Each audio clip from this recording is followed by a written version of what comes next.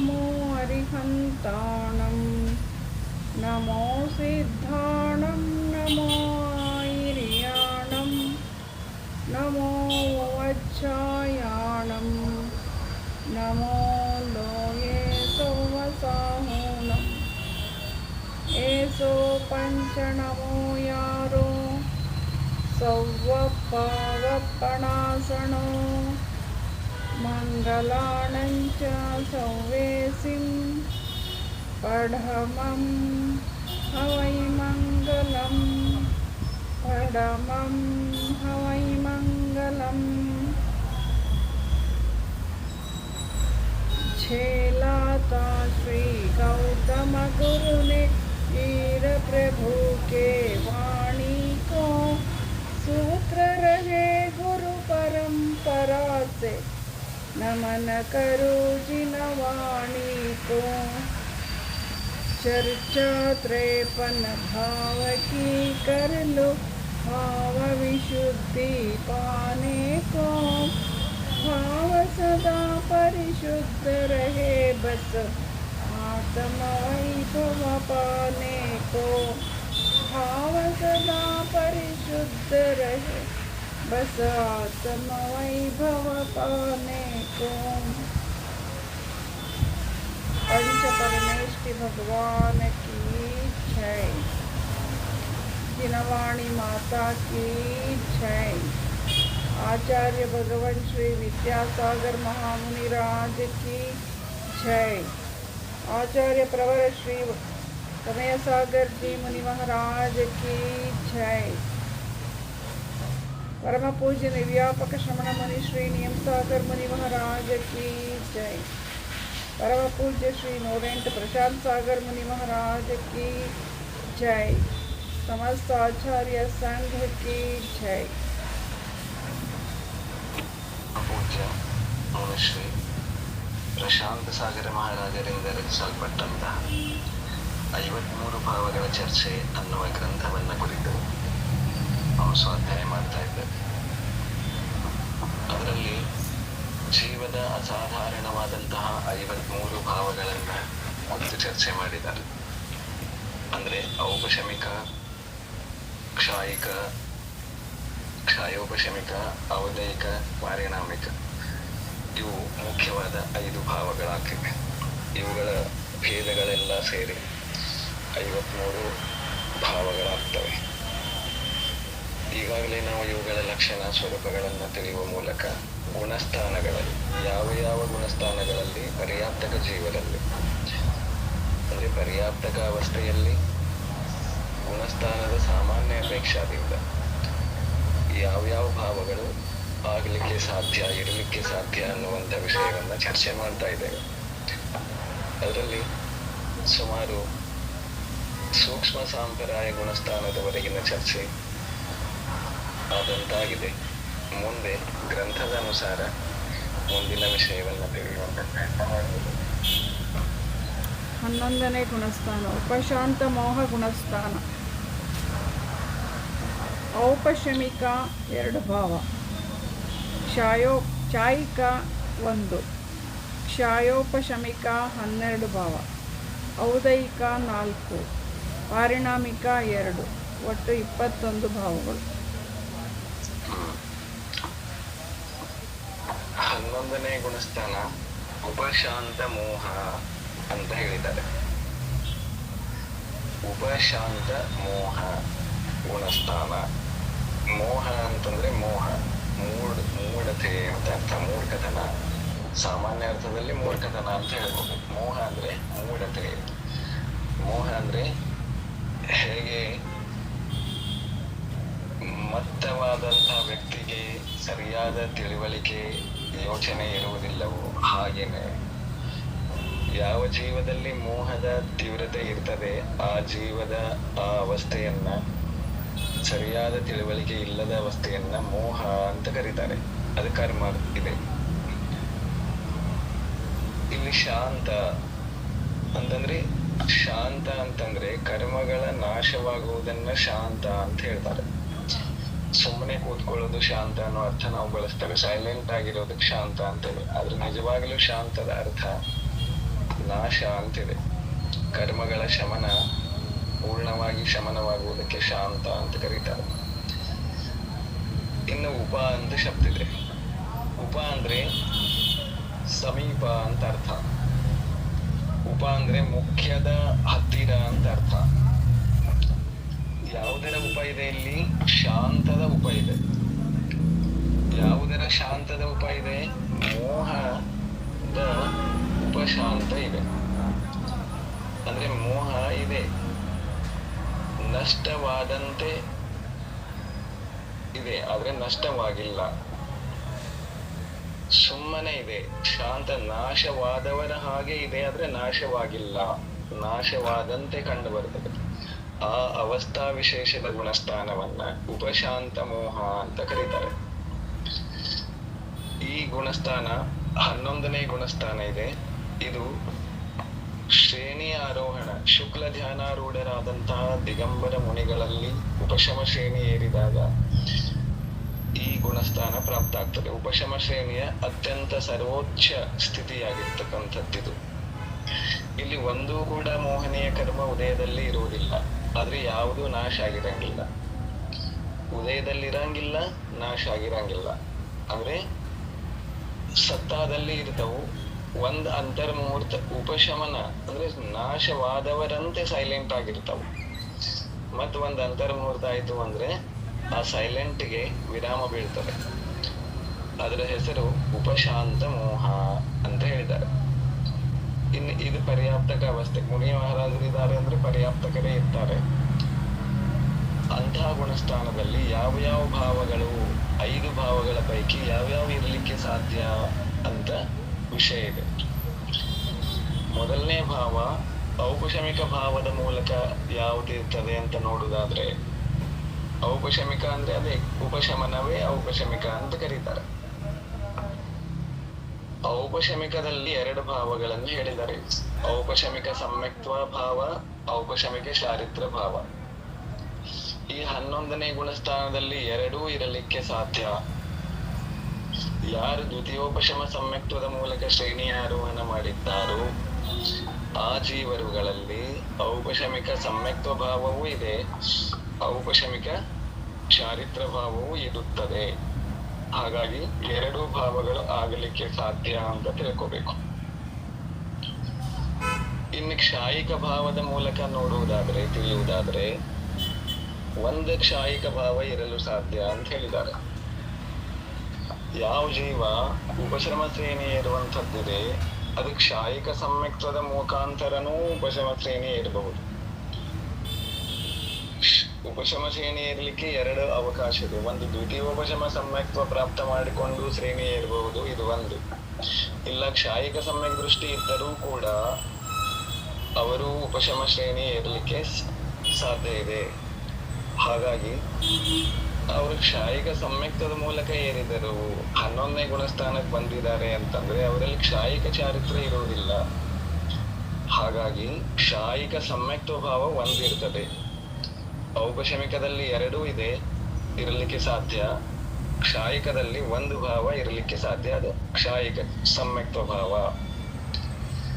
ಇನ್ ಕ್ಷಾಯೋಪಶಮಿಕ ಭಾವಗಳಲ್ಲಿ ಎಷ್ಟು ಇರ್ತವೆ ಅಂತಂದ್ರೆ 12 ಭಾವ ಇರ್ತವೆ ಅಂತ ಹೇಳಿದ್ದಾರೆ.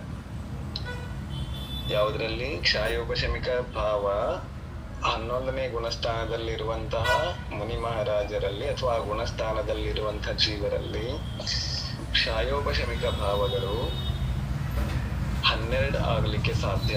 ಯಾವ್ಯಾವು ಅಂತಂದ್ರೆ 4 ಜ್ಞಾನ ಆಗ್ಬಹುದು. ಮತಿ ಜ್ಞಾನ, ಶ್ರುತ ಜ್ಞಾನ, ಅವಧಿ ಜ್ಞಾನ, ಮನಪರ್ಯಾಯ ಜ್ಞಾನ. ಈ 4 ಜ್ಞಾನಗಳು 11ನೇ ಗುಣಸ್ಥಾನದ ಜೀವರಲ್ಲಿ ಇರಲಿಕ್ಕೆ ಸಾಧ್ಯ. ಇವು 4 ಕ್ಷಾಯೋಪಶಮಿಕ ಜ್ಞಾನಗಳಾಗಿರ್ತವೆ. ಜ್ಞಾನ, ಜ್ಞಾನ, ದರ್ಶನ, ಲಬ್ಧಯ ಅಂತ ಹೇಳಿದ್ದಾರೆ. ಲಬ್ಧಯ ತ್ರೀ ಪಂಚಭೇದಾ ಸಮ್ಯಕ್ತ್ವ ಚಾರಿತ್ರ ಸಂಯಮಾಚ. ಇವು ಏನು? ಕ್ಷಾಯೋಪಶಮಿಕ ಭಾವದ ಭೇದಗಳು. ಅದರಲ್ಲಿ ಮೊದಲನೇದು ಜ್ಞಾನ. ಜ್ಞಾನದಲ್ಲಿ 4 ಜ್ಞಾನಗಳಾಗಲಿಕ್ಕೆ ಸಾಧ್ಯ. 4 ಜ್ಞಾನಗಳ ಕ್ಷಾಯೋಪಶಮಿಕ ಜ್ಞಾನ ಅಂತ ಬಂದಾಗ ಕೇವಲ ಜ್ಞಾನ ಬರುವುದಿಲ್ಲ. ಕೇವಲ ಜ್ಞಾನ ಕ್ಷಾಯೋಪಶಮಿಕ ಜ್ಞಾನ ಅಲ್ಲ, ಅದು ಕ್ಷಾಯಿಕ ಜ್ಞಾನ ಇದೆ. ಹಾಗಾಗಿ ಮತಿ ಜ್ಞಾನ, ಶುದ್ಧ ಜ್ಞಾನ, ಅವಧಿ ಜ್ಞಾನ, ಮನಃಪರಿ ಜ್ಞಾನ, ಈ ನಾಲ್ಕನ್ನು ಕ್ಷಾಯೋಪಶಮಿಕ ಜ್ಞಾನದ ಅಂತ ಹೇಳಿದ್ದಾರೆ. ಈ ಗುಣಸ್ಥಾನದಲ್ಲಿ 4 ಇರಲಿಕ್ಕೆ ಸಾಧ್ಯ ಇದೆ ಅಂತ ಹೇಳಿದ್ದಾರೆ. ಮುಂದೆ ಅಜ್ಞಾನ ಇರುವುದಿಲ್ಲ. ದರ್ಶನ 3, ಲಬ್ಧಿ 5, ಸಮ್ಯಕ್ತ್ವ, ಚಾರಿತ್ರ ಮತ್ತು ಸಂಯಮ ಕ್ಷಾಯೋಪಶಮಿಕ ಜ್ಞಾನದಲ್ಲಿ ಭಾವದಲ್ಲಿ ಇರುವುದಿಲ್ಲ.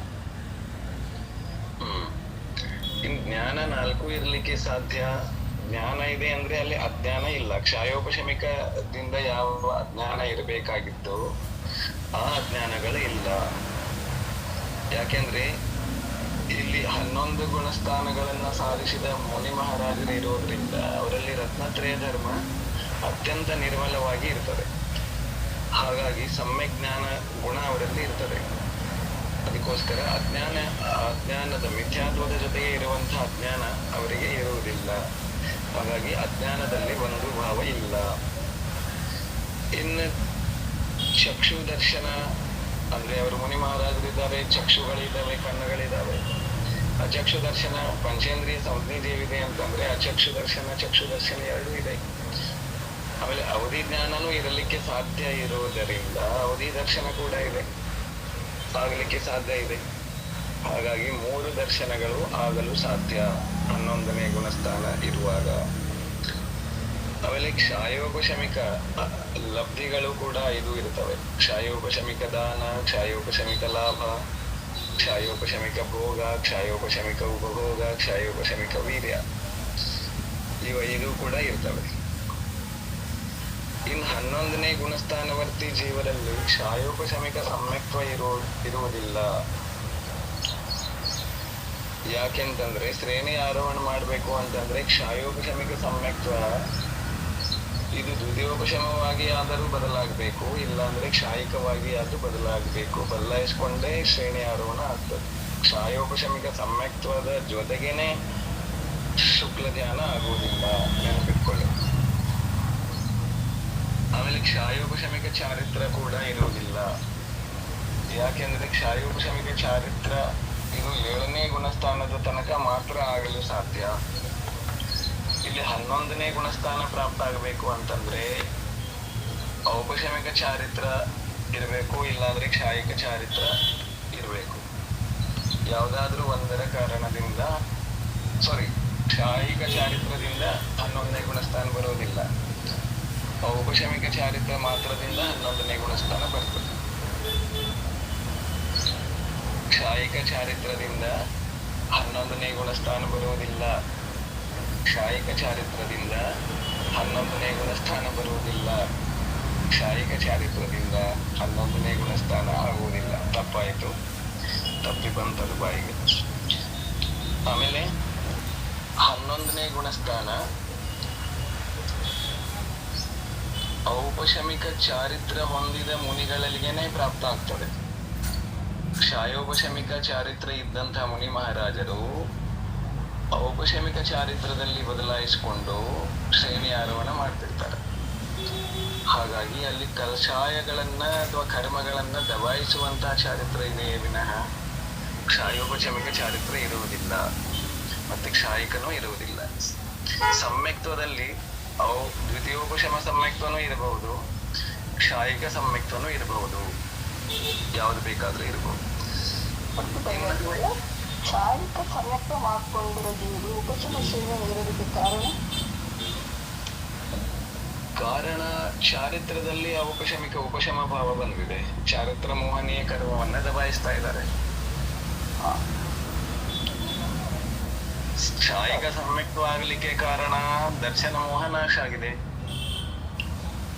ಕ್ಷಾಯಿಕ ಚಾರಿತ್ರ ಆಗ್ಬೇಕಾಗಿತ್ತು ಅಂದ್ರೆ ಉಳಿದ 21 ಕರ್ಮಗಳನ್ನ ನಾಶ ಮಾಡುವ ಕೆಲಸ ಆಗ್ಬೇಕಾಗಿತ್ತು. ಅದು ಆಗದೆ ಇರೋದೇ ಕಾರಣ. ಇನ್ನು ಸಂಯಮ ಕ್ಷಾಯೋಪಶಮಿಕ ಭಾವದಲ್ಲಿ ಸಂಯಮ ಒಂದಿದೆ, ಅದು ಕೂಡ 11ನೇ ಗುಣಸ್ಥಾನದಲ್ಲಿ ಇರುವುದಿಲ್ಲ. ಯಾಕೆಂದ್ರೆ ಇದು ಅಸಂಯಮದಿಂದ ಕೂಡಿದಂತಹ ಸಂಯಮ ಇರುವುದರಿಂದ 11ನೇ ಗುಣಸ್ಥಾನದಲ್ಲಿ ದಿಗಂಬರ ಮುನಿ ಮಹಾರಾಜರೇ ಇರುವುದರಿಂದ ಶುಕ್ಲ ಜ್ಞಾನಾರೂಢರಾಗಿರುವುದರಿಂದ ಅವರಲ್ಲಿ ಸಂಯಮ ಕೂಡ ಇಲ್ಲ. ಹಾಗಾಗಿ 4 ಜ್ಞಾನಗಳು, 3 ದರ್ಶನಗಳು, 7, 5 ಲಬ್ಧಿಗಳು, 12 ಇಷ್ಟು ಕ್ಷಾಯೋಪಶಮಿಕ ಭಾವಗಳು ಆಗಲಿಕ್ಕೆ ಸಾಧ್ಯ. ಯಾರಿಗೆ?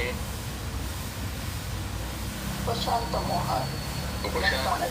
ಗುಣಸ್ಥಾನದಲ್ಲಿರುವಂತಹ ಜೀವರಿಗೆ, ಮುನಿ ಮಹಾರಾಜರಿಗೆ ತಿಳಿದು ಕ್ಷಮಸಿ ಬೈಜಿ ಇಲ್ಲ ಅದನ್ನ ಬೈಗೆ ತಿಳಿಲಿಲ್ಲ, ಅರ್ಥ ಆಗಲಿಲ್ಲ. ಎಲ್ಲಾನು ಅರ್ಥ ಆಗ್ಲಿಲ್ಲ ಅಥವಾ ಯಾವ್ದಾದ್ರು ಇದು 12 ಅಂದ್ರಲ್ಲ ಬೈಜಿ, ಅದು ಏನು ಅಂತ ಗೊತ್ತಾಗಲ್ಲ. 12 ಕ್ಷಾಯೋಪಶಮಿಕ ಭಾವಗಳು. ಕ್ಷಾಯೋಪಶಮಿಕ ಭಾವಗಳಲ್ಲಿ ಒಟ್ಟು 18 ಭೇದಗಳನ್ನ ಹೇಳಿದ್ದಾರೆ. 18ರ ಪೈಕಿ 11ನೇ ಗುಣಸ್ಥಾನ ಇರುವಾಗ 12 ಭಾವಗಳು ಇರಲಿಕ್ಕೆ ಸಾಧ್ಯ ಅಂತ ಹೇಳಿದ್ದಾರೆ. ಅವು ಯಾವ್ಯಾವು ಅಂತಂದ್ರೆ, 11ನೇ ಗುಣಸ್ಥಾನದ ಜೀವಿ ಸಮ್ಯಕ್ ದೃಷ್ಟಿ ಇದೆ. ಸಮ್ಯಕ್ ದೃಷ್ಟಿ ಇದೆ, ಆ ಕಾರಣದಿಂದ ಅಲ್ಲಿ ಮಿಥ್ಯಾತ್ವ ಇಲ್ಲ. ಮಿಥ್ಯಾತ್ವ ಇಲ್ಲದ ಕಾರಣದಿಂದ ಕೂಮತಿ, ಕೂಶುತ, ಕುವೌದಿ ಇರುವುದಿಲ್ಲ. ಈ ಕೂಮತಿ, ಕುಶುತ, ಕುವೌದಿ ಈ 3 ಅಜ್ಞಾನ ಅಂತ ಹೇಳಿದ್ದಾರೆ. 11ನೇ ಗುಣಸ್ಥಾನದ ಮುನಿಗಳಲ್ಲಿ ಕ್ಷಾಯೋಪಶಮಿಕ ಜನ್ಯವಾದಂತಹ ಅಜ್ಞಾನ ಇಲ್ಲ. ಆಮೇಲೆ 11ನೇ ಗುಣಸ್ಥಾನದಲ್ಲಿ ದ್ವಿತೀಯೋಪಶಮ ಸಮ್ಯಕ್ತ್ವ ಇದೆ. ಇಲ್ಲ ಅಂತಂದ್ರೆ ಕ್ಷಾಯಿಕ ಸಮ್ಯಕ್ತ್ವ ಇರ್ತದೆ. ಕ್ಷಾಯೋಪಶಮಿಕ ಸಮ್ಯಕ್ತ್ವ ಕೂಡ 11ನೇ ಗುಣಸ್ಥಾನದಲ್ಲಿ ಇರುವುದಿಲ್ಲ. ಅಂದ್ರೆ 3 ಅಜ್ಞಾನ ಇಲ್ಲ, 1 ಕ್ಷಾಯೋಪಶಮಿಕ ಸಮ್ಯಕ್ತ್ವನೂ ಇಲ್ಲ. ಆಮೇಲೆ ಕ್ಷಾಯೋಪಶಮಿಕ ಚಾರಿತ್ರ ಕೂಡ ಇಲ್ಲ 11ನೇ ಗುಣಸ್ಥಾನದಲ್ಲಿ. ಯಾಕೆಂತಂದ್ರೆ ಉಪಶಮ ಶ್ರೇಣಿ ಏರುವ ಮುನಿಗಳಲ್ಲಿ ಉಪಶಮ ಚಾರಿತ್ರ ಇರ್ತದೆ. ಕ್ಷಾಯೋಪಶಮಿಕ ಚಾರಿತ್ರಕ್ಕೆ 7ನೇ ಗುಣಸ್ಥಾನದಿಂದ ಮುಂದೆ ಹೋಗ್ಲಿಕ್ಕೆ ಆಗೋದಿಲ್ಲ. ಯಾಕಂದ್ರೆ ಅದರದ್ದು ಲಿಮಿಟ್ ಇರೋದು 7ನೇ ಗುಣಸ್ಥಾನ ತನಕ ಮಾತ್ರ. ಹಾಗಾಗಿ 11ನೇ ಗುಣಸ್ಥಾನದಲ್ಲಿ ಕ್ಷಾಯೋಪಶಮಿಕ ಚಾರಿತ್ರನೂ ಇಲ್ಲ. ಆಮೇಲೆ ಸಂಯಮ 11ನೇ ಗುಣಸ್ಥಾನವರ್ತಿ ಮುನಿ ಮಹಾರಾಜರು ದೇಶ ಸಂಯಮ ಏನೋ ಇಲ್ಲ. ಹಾಗಾಗಿ ಅಲ್ಲಿ ದೇಶ ಸಂಯಮ ಭಾವನೂ ಇಲ್ಲ. ಅಂದ್ರೆ ಕ್ಷಾಯೋಪಶಮಿಕ ಸಂಯಮನೂ ಇಲ್ಲ. ಏನೇನಿಲ್ಲ ಅಂತಾಯ್ತು ಒಟ್ಟಾರೆಯಾಗಿ ಇದ್ರಲ್ಲಿ 3 ಅಜ್ಞಾನ ಇಲ್ಲ, 1 ಸಮ್ಯಕ್ತ್ವ ಇಲ್ಲ, ಅಂದ್ರೆ ಕ್ಷಾಯೋಪಶಮಿಕ ಸಮ್ಯಕ್ತ್ವ ಇಲ್ಲ. 4 ಆಯ್ತು. ಕ್ಷಾಯೋಪಶಮಿಕ ಚಾರಿತ್ರ ಇಲ್ಲ. 5 ಕ್ಷಾಯೋಪಶಮಿಕ ಸಂಯಮ ಇದೊಂದಿಲ್ಲ. 6 ಭಾವಗಳಿಲ್ಲ. 18ರೊಳಗೆ 6 ಭಾವ ಇಲ್ಲ ಅಂದ್ರೆ ಎಷ್ಟು ಉಳಿತು? 12. ಈ 12 ಭಾವಗಳು ಇರ್ತಾವ. 12 ಭಾವಗಳು ಯಾವ್ಯಾವು ಅಂತಂದ್ರ 4 ಜ್ಞಾನ ಇರ್ಲಿಕ್ಕೆ ಸಾಧ್ಯತೆ. ಸಮ್ಯಕ್ ಜ್ಞಾನಗಳು 4 ಇರ್ಲಿಕ್ಕೆ ಸಾಧ್ಯದವು. ಮತಿ ಜ್ಞಾನ, ಶುದ್ಧ ಜ್ಞಾನ, ಅವಧಿ ಜ್ಞಾನ, ಮನಪರಿ 4 ಇರ್ಲಿಕ್ಕೆ ಸಾಧ್ಯ ಇದೆ. ಆಮೇಲೆ ಚಕ್ಷು ದರ್ಶನ, ಅವಧಿ ದರ್ಶನ 3 ಇರ್ಲಿಕ್ಕೆ ಸಾಧ್ಯ ಇದೆ. 4, 3, 7 ಆಯ್ತು. ಆಮೇಲೆ 5 ಲಬ್ಧಿಗಳು ಇರ್ಬೋದು. ಕ್ಷಾಯೋಪಶಮಿಕ ದಾನ, ಲಾಭ, ಭೋಗ, ಉಪಭೋಗ, ವೀರ್ಯ ಇವು 5 ಇದ್ದೇ ಇರ್ತವೆ. ಯಾಕಂದ್ರೆ ಅವ್ರು ತಮ್ಮ ಚಟುವಟಿಕೆಗಳನ್ನ ಮಾಡ್ಕೋಬೇಕಂದ್ರೂ ಅವ್ರು ಸ್ವಸ್ಥ ಇದ್ದಾರೆ, ಆರೋಗ್ಯವಂತಿದ್ದಾರೆ, ಅಥವಾ ಎಲ್ಲಾ ಕಾರ್ಯಗಳು ನಡೀತಾ ಇವೆ ಅಂತಂದ್ರೆ 5ರದ್ದು ಕ್ಷಯೋಕ್ಷಮ ಇರಲೇಬೇಕು, ಲಬ್ಧಿ ಇರಲೇಬೇಕು. ಹಾಗಾಗಿ 5 ಲಬ್ಧಿಗಳಿದಾವೆ. ಅವು 7, 5, 12 ಆಯ್ತು. ಹೀಗೆ 12 ಭಾವಗಳು 11ನೇ ಗುಣಸ್ಥಾನದ ಜೀವರಲ್ಲಿ ಆಗಲು ಸಾಧ್ಯ ಅಂತ ಹೇಳಿದ್ದಾರೆ. ಎಲ್ಲಾನು ಇರಲೇಬೇಕು ಹೀಗೂ ಏನೇ ನಿಯಮ ಇಲ್ಲ. ಎಷ್ಟೋ ಮುನಿ ಮಹಾರಾಜರಿಗೆ ಮತಿಶುದ್ಧ, ಅವಧಿ ಜ್ಞಾನ 3 ಇರ್ತಾವು. ಎಷ್ಟೋ ಮುನಿ ಮಹಾರಾಜರಿಗೆ ಮತಿಶುದ್ಧ, ಮನಪರಿ 3 ಇರ್ತಾವು. ಮ್ಯಾಕ್ಸಿಮಮ್ ಇದ್ರೆ 12 ಇರಬಹುದು ಕ್ಷಯೋಕ್ಷಮಿಕದ್ದು. ಧನ್ಯವಾದ. ಮಾಡ್ಕೊಳ್ತೀವಿ, ತುಂಬಾ ಚೆನ್ನಾಗಿ ಆಗ್ತದೆ. ಆಗ್ತದೆ. ಮುಂದೆ ಔದೈಕ ಭಾವ. ಗತಿ 1 ಮನುಷ್ಯ ಗತಿ. ಕಷಾಯ 0, ವೇದ 0, ಮಿಥ್ಯಾದರ್ಶನ ಇರುವುದಿಲ್ಲ. 1 ಅಜ್ಞಾನ, ಅಸಂಯಮ ಇರುವುದಿಲ್ಲ. 1 ಅಸಿದ್ಧತ್ವ, 1 ಲೇಷ್ಯೆ. ಇನ್ನು ಕ್ಷಯೋಪಶಮಿಕ ಭಾವಗಳು 12 ಅಂತ ಆದಮೇಲೆ ಮುಂದಿನ ಭಾವ ಇದೆ ಔದೈಕ ಭಾವ. ಉಪಶಾಂತ ಮೋಹ ಗುಣಸ್ಥಾನವನ್ನು ಹೊಂದಿದ ಮುನಿ ಮಹಾರಾಜರಲ್ಲಿ ಯಾವ ಯಾವ ಔದೈಕ ಭಾವ, ಅಲ್ಲಿಯೂ ಕೂಡ ಏನೋ ಕರ್ಮ ಇಲ್ಲ ಅಂದ್ರೂ ಕೂಡ, ಮೋಹನೇ ಕರ್ಮ ಒಂದೂ ಇಲ್ಲ ಉದಯದಲ್ಲಿ ಅಂದ್ರೂ ಕೂಡ ಬೇರೆ ಕರ್ಮಗಳು ಉದಯದಲ್ಲಿ ಇರ್ತವೆ. ಅವು ಏನು ಬೇರೆ ಕರ್ಮ ನೋಡ್ರಿ, ಅವರು ಮನುಷ್ಯ ಅಂತೂ ಇದ್ದಾರೆ, ಹಾಗಾಗಿ ಮನುಷ್ಯ ಗತಿ ನಾಮಕರ್ಮದ ಉದಯ ಅಂತೂ ಅಲ್ಲಿದ್ದೇ ಇರ್ತದೆ. ಔದೈಕ ಭಾವ ಇದೆ ಮನುಷ್ಯ ಗತಿ. ನಾವು ಮನುಷ್ಯರಂತೆ ಇದೇವಲ್ಲ, ಇದು ಮನುಷ್ಯ ಗತಿ ನಾಮಕರ್ಮದ ಉದಯದ ಕಾರಣದಿಂದ ಇದ್ದೇವೆ.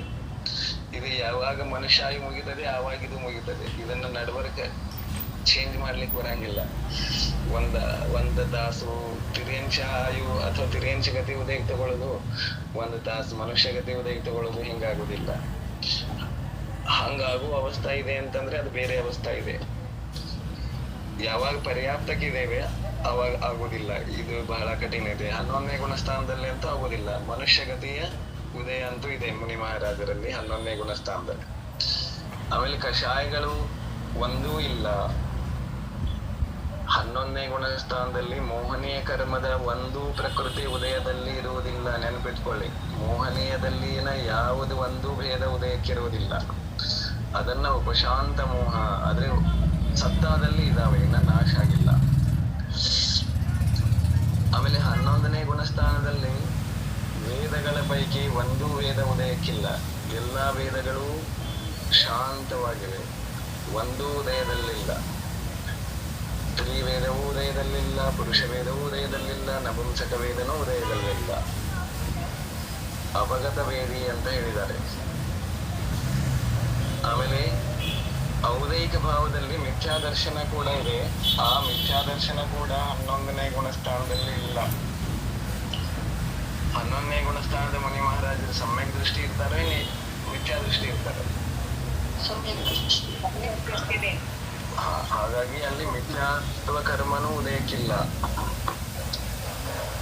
ಆಮೇಲೆ 11ನೇ ಗುಣಸ್ಥಾನದಲ್ಲಿ ಅಜ್ಞಾನ ಭಾವ ಒಂದಿದೆ ಅಂತ ಹೇಳಿದ್ದಾರೆ. ಒಂದು ಅಜ್ಞಾನ ಇದೆ, ಕ್ಷಯೋಕ್ಷಮಿಕದ್ದು ಅದಿಲ್ಲ. ಆದ್ರೆ ಔದೈಕದಲ್ಲಿ ಏನ್ ಅಜ್ಞಾನ ಅಂತ ಹೇಳಿದಾರಲ್ಲ, ಅದು ಉದಯಕ್ಕಿರ್ತದೆ. ಇದು ಔದೈಕದಲ್ಲಿರುವಂತಹ ಅಜ್ಞಾನ ಕೇವಲ ಜ್ಞಾನ ಇನ್ನೂ ಆಗಿಲ್ಲ, ಅದಕ್ಕೆ ಅಜ್ಞಾನ ಇದೆ ಅಂತ ಅರ್ಥ. ಹೀಗೆ ತಿಳ್ಕೋಬೇಕು. ಆಮೇಲೆ ಅಸಂಯಮ ಇಲ್ಲ. 11ನೇ ಗುಣಸ್ಥಾನದಲ್ಲಿ ಏನಾದ್ರೂ ಅಸಂಯಮ ಇರ್ತದೇನೋ? ಇರೋದಿಲ್ಲ. 6ರಿಂದ ಮುಂದೆ ಎಲ್ಲಾನು ಸಂಯಮನ ಇದೆ. ಆಮೇಲೆ ಅಸಿದ್ಧತ್ವ. 11ನೇ ಗುಣಸ್ಥಾನದ ಜೀವರು ಕೂಡ ಇನ್ನೂ ಕರ್ಮದ ಉದಯವನ್ನ ಅನುಭವಿಸ್ತಾ ಇರೋದ್ರಿಂದ, ಕರ್ಮ ಉದಯದಲ್ಲಿರೋದ್ರಿಂದ ಸಿದ್ಧತ್ವ ಭಾವ ಉಂಟಾಗಿಲ್ಲ, ಅಸಿದ್ಧತ್ವ ಭಾವವೇ ಇರುವುದು. ಇನ್ನು ಲೇಷಗಳ ಪೈಕಿ ಯಾವ ಲೇಷ ಇರಬಹುದು? ಶುಕ್ಲ ಲೇಷ ಒಂದೇ ಇರಲಿಕ್ಕೆ ಸಾಧ್ಯ, ಉಳಿದ ಯಾವುದೂ ಕೂಡ ಇರೋದಿಲ್ಲ. 8ರಿಂದ ಮುಂದೆ ಕಂಪಲ್ಸರಿ ಎಲ್ಲ ಶುಕ್ಲ ಲೇಷನೇ ಇರೋದು. ಮತ್ತೆ ಧ್ಯಾನದಲ್ಲಿ ಶುಕ್ಲ ಧ್ಯಾನ ನಡೆಯುವಂತ ಸಮಯ ಇದೆ, ಅದಕ್ಕಾಗಿ ಶುಕ್ಲ ಲೇಷನೇ ಇರ್ತದೆ. ಹಾಗಾಗಿ ಒಂದು ಲೇಷ ಇದೆ. ಒಟ್ಟು ಎಷ್ಟು ಔದೈಕ ಭಾವ ಆದಂಗಾಯ್ತಿಲ್ಲಿ? ಗತಿ ಒಂದು, ಅಜ್ಞಾನ ಒಂದು, ಅಸಿದ್ಧತ್ವ ಒಂದು, ಲೇಷ ಒಂದು, 4 ಭಾವಗಳು ಉದಯದಲ್ಲಿರುವುದು 11ನೇ ಗುಣಸ್ಥಾನದಲ್ಲಿ. ಉಳಿದವುಗಳು ಔದೈಕ ಅಂದ್ರೆ ಕರ್ಮದ ಉದಯ ಯಾವುದರಲ್ಲಿ ಇಲ್ಲ, ಮೋಹನೀಯದ್ರಲ್ಲಿ ಒಂದು ಉದಯಕ್ಕಿಲ್ಲ. ಹಾಗಾಗಿ ಇದನ್ನ ಉಪಶಾಂತ ಮೋಹ ಗುಣಸ್ಥಾನದಲ್ಲಿ 4 ಔದೈಕ ಭಾವಗಳು ಉದಯಕ್ಕಿವೆ ಅಂತ ಹೇಳ್ತಾರೆ.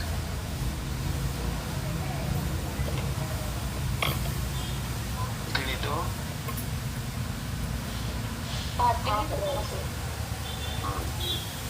ಪಾರಿಣಾಮಿಕ ಭಾವ ಜೀವತ್ವ ಮತ್ತು ಭವ್ಯತ್ವ. ಇನ್ನು ಕೊನೆಯದಾಗಿ ಪಾರಿಣಾಮಿಕ ಭಾವ 11ನೇ ಗುಣಸ್ಥಾನದ ಜೀವರಿದ್ದಾರೆ ಅಂತಂದ್ರೆ ಅವರ ಅಭವ್ಯರಂತೂ ಅಲ್ಲವೇ ಅಲ್ಲ.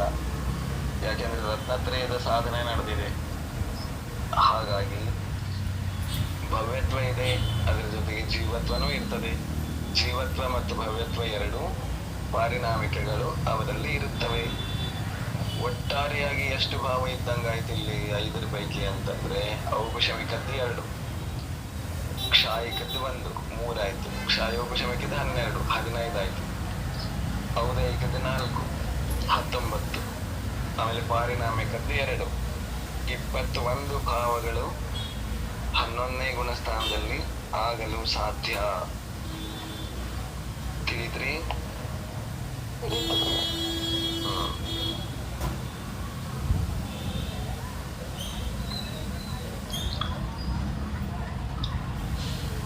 ಮುಂದಿನದ್ದು 12ನೇ ಗುಣಸ್ಥಾನ ಕ್ಷೀಣ ಮೋಹ ಗುಣಸ್ಥಾನ. ಇದರಲ್ಲಿ ಔಪಶಮಿಕ ಭಾವ 1 ಇರುವುದಿಲ್ಲ, ಕ್ಷಾಯಿಕ ಭಾವ 2, ಕ್ಷಾಯೋಪಶಮಿಕ 12, ಔದಯಿಕ ಭಾವ 4, ಪಾರಿಣಾಮಿಕ 2, ಒಟ್ಟು 20 ಭಾವಗಳು. ಕ್ಷೀಣ ಮೋಹ ಗುಣಸ್ಥಾನ ಇಲ್ಲಿ ಏನಾಗಿದೆ ಅಂತಂದ್ರೆ ಮೋಹ ಕ್ಷೀಣ ಅಂದ್ರೆ ನಾಶವಾಗಿದೆ. ಮೋಹ ಇಲ್ಲದ ಅವಸ್ಥೆ, ಉದಯದಲ್ಲಿಲ್ಲದಲ್ಲ, ಮೋಹವೇ ಇಲ್ಲದ ಅವಸ್ಥೆ. ಅಂದ್ರೆ ಮೋಹ ಸತ್ತಾದಲ್ಲೂ ಇಲ್ಲ, ಉಳಿದಿಲ್ಲ ಅಂತ ಅರ್ಥ. 11ರಲ್ಲಿ ಏನಿದೆ? ಮೋಹ ಉಪಶಾಂತವಾದ ಅವಸ್ಥೆ. ಆದ್ರೆ ಒಳಗಡೆ ಇದೆ, ಜೀವ ಇದೆ, ಇನ್ನೂ ಕೂಡ ಕರ್ಮದ ಜೀವ ಇದೆ. ಆದ್ರೆ ಜೀವಕ್ಕೆ ಎದ್ದು ಕೆಲಸ ಮಾಡ್ಲಿಕ್ಕೆ ಶಕ್ತಿ ಇಲ್ಲ. ಹಾಗಾಗಿರೋದು 11ರಲ್ಲಿ. 12ರಲ್ಲಿ ಆ ಜೀವನೇ ಇಲ್ಲ, ಕರ್ಮದ ಜೀವ ಹೊರಟು ಹೋಗಿದೆ. ಅಂದ್ರೆ ಕರ್ಮಕ್ಕೆ ಜೀವ ಇರಂಗಿಲ್ಲ, ಸುಮ್ ತಿಳುವಳಿಕೆಗೋಸ್ಕರ ಹೇಳ್ತಾ ಇದ್ದೇವೆ. ಮತ್ ಕರ್ಮಕ್ಕೂ ಒಂದು ಜೀವ ಇರ್ತದೆ ಅಂತ ಹೇಳಿ ತಿಳ್ಕೊಬೇಡ. ಆಮೇಲೆ ಮೋಹನೀಯ ಕರ್ಮ ಅನ್ನೋದು ನಾಶ ಆದಂತಹ ಅವಸ್ಥೆ ಏನಿದೆಯಲ್ಲ, ಅದು ಕ್ಷೀಣ ಮೋಹ. ಈ ಅವಸ್ಥಾದಲ್ಲಿ ಯಾವ ಭಾವ ಇರ್ತಾವ ಅಂತಂದ್ರೆ ಔಪಶಮಿಕ ಭಾವಗಳು 1 ಇರುವುದಿಲ್ಲ. ಮೋಹನೀಯ ಕರ್ಮವನ್ನ ನಾಶ ಮಾಡಬೇಕು ಅಂತಂದ್ರೆ ಕ್ಷಾಯಿಕ ಭಾವಗಳೇ ಬೇಕು. ಔಪಶಮಿಕ ಭಾವದಿಂದ ಕರ್ಮ ನಾಶ ಆಗುವುದಿಲ್ಲ, ಕರ್ಮ ದಬಾಯಿಸಲ್ಪಡ್ತದೆ. ಕರ್ಮಗಳನ್ನ ನಾಶ ಮಾಡುವಂತಹ ಭಾವಗಳನ್ನ ಕ್ಷಾಯಿಕ ಭಾವಗಳು ಅಂತ ಕರೀತಾರೆ. ಹಾಗಾಗಿ ಇಲ್ಲಿ 12ನೇ ಗುಣಸ್ಥಾನದಲ್ಲಿ 2 ಕ್ಷಾಯಿಕ ಭಾವಗಳು ಇರುತ್ತವೆ. ಯಾವ್ಯಾವು ಅಂತಂದ್ರೆ ಒಂದು ಕ್ಷಾಯಿಕ ಸಮ್ಯಕ್ತ್ವ ಭಾವ, ಇನ್ನೊಂದು ಕ್ಷಾಯಿಕ ಚಾರಿತ್ರ ಭಾವ. ಯಾವ್ಯಾವಿರ್ತಾವು? ಕ್ಷಾಯಿಕ ಸಮ್ಯಕ್ತ್ವ ಭಾವ, ಕ್ಷಾಯಿಕ ಚಾರಿತ್ರ ಭಾವ, 2 ಭಾವಗಳು ಇರ್ತವೆ 12ನೇ ಗುಣಸ್ಥಾನದಲ್ಲಿ. ಇನ್ನು ಕ್ಷಾಯೋಪಶಮಿಕ ಭಾವಗಳು ಇಲ್ಲಿಯೂ ಕೂಡ 12 ಇರಲಿಕ್ಕೆ ಸಾಧ್ಯ. ಇರಲೇಬೇಕಂತೇನಿಲ್ಲ, ಇರಲಿಕ್ಕೆ ಸಾಧ್ಯ. ಏನೇನು ಇರಬಹುದು ಕ್ಷಾಯೋಪಶಮಿಕದಲ್ಲಿ? ಹಾಗೇನೆ ಹಿಂದೆ ಏನು ನೋಡಿದೇವಲ್ಲ ಅದೇ ರೀತಿನೇ ಇರ್ತದೆ.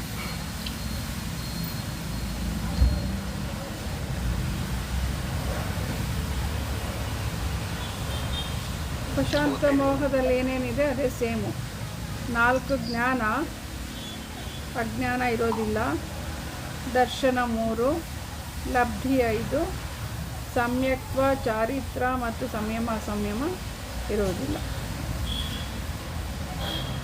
4 ಜ್ಞಾನಗಳು 12ನೇ ಗುಣಸ್ಥಾನದಲ್ಲಿ ಕೂಡ ಮತಿ ಜ್ಞಾನ, ಶ್ರುತ ಜ್ಞಾನ, ಅವಧಿ ಜ್ಞಾನ, ಮನಪರ್ಯ ಜ್ಞಾನ ಇರಲಿಕ್ಕೆ ಸಾಧ್ಯ. 4 ಇರಲಿಕ್ಕೆ ಸಾಧ್ಯ. ಅಲ್ಲಿ ಕೂಡ ರತ್ನತ್ರಯದ ಅಥವಾ ಸಮ್ಯಕ್ ದರ್ಶನ ಇರುವುದರಿಂದ ಅಜ್ಞಾನ ಇರುವುದಿಲ್ಲ, ಸಮ್ಯಕ್ ಜ್ಞಾನ ಇರುವುದರಿಂದ ಅಜ್ಞಾನ ಇರುವುದಿಲ್ಲ. ಆಮೇಲೆ ದರ್ಶನಗಳಲ್ಲಿ 3 ದರ್ಶನ ಇರಬಹುದು: ಚಕ್ಷು ದರ್ಶನ, ಅಚಕ್ಷು ದರ್ಶನ, ಅವಧಿ ದರ್ಶನ. ಲಬ್ಧಿಗಳಲ್ಲಿ ಕ್ಷಾಯೋಪಶಮಿಕ 5 ಲಬ್ಧಿಗಳೇ ಇರ್ಲಿಕ್ಕೆ ಸಾಧ್ಯ. ಕ್ಷಾಯೋಪಶಮಿಕ ದಾನ, ಲಾಭ, ಭೋಗ, ಉಪಭೋಗ, ವೀರ್ಯ. ಆಮೇಲೆ ಕ್ಷಾಯೋಪಶಮಿಕ ಸಮ್ಯಕ್ತ್ವ ಇರುವುದಿಲ್ಲ, ಯಾಕಂದ್ರೆ ಕ್ಷಾಯಿಕ ಸಮ್ಯಕ್ತ್ವವೇ ಇರ್ತದೆ. ಕ್ಷಾಯೋಪಶಮಿಕ ಚಾರಿತ್ರನೂ ಇರುವುದಿಲ್ಲ. ಯಾಕೆಂತಂದ್ರೆ ಕ್ಷಾಯಿಕ ಚಾರಿತ್ರ ಇದೆ. ಆಮೇಲೆ ಸಂಯಮ ಅಂತೂ ಇಲ್ವೇ ಇಲ್ಲ. ಯಾಕೆಂದ್ರೆ 12ನೇ ಗುಣಸ್ಥಾನದ ಉತ್ಕೃಷ್ಟ ನಿರ್ಗ್ರಂಥ ಅವಸ್ಥಾ ಇದೆ. ಹಾಗಾಗಿ ಸಂಯಮ ಕೂಡ ಇಲ್ಲ. ಅಂದ್ರೆ 5 ಲಬ್ಧಿ 3 ದರ್ಶನ 4 ಜ್ಞಾನ ಹೀಗೆ 12 ಕ್ಷಾಯೋಪಶಮಿಕ ಭಾವಗಳು ಆಗಲಿಕ್ಕೆ ಸಾಧ್ಯ.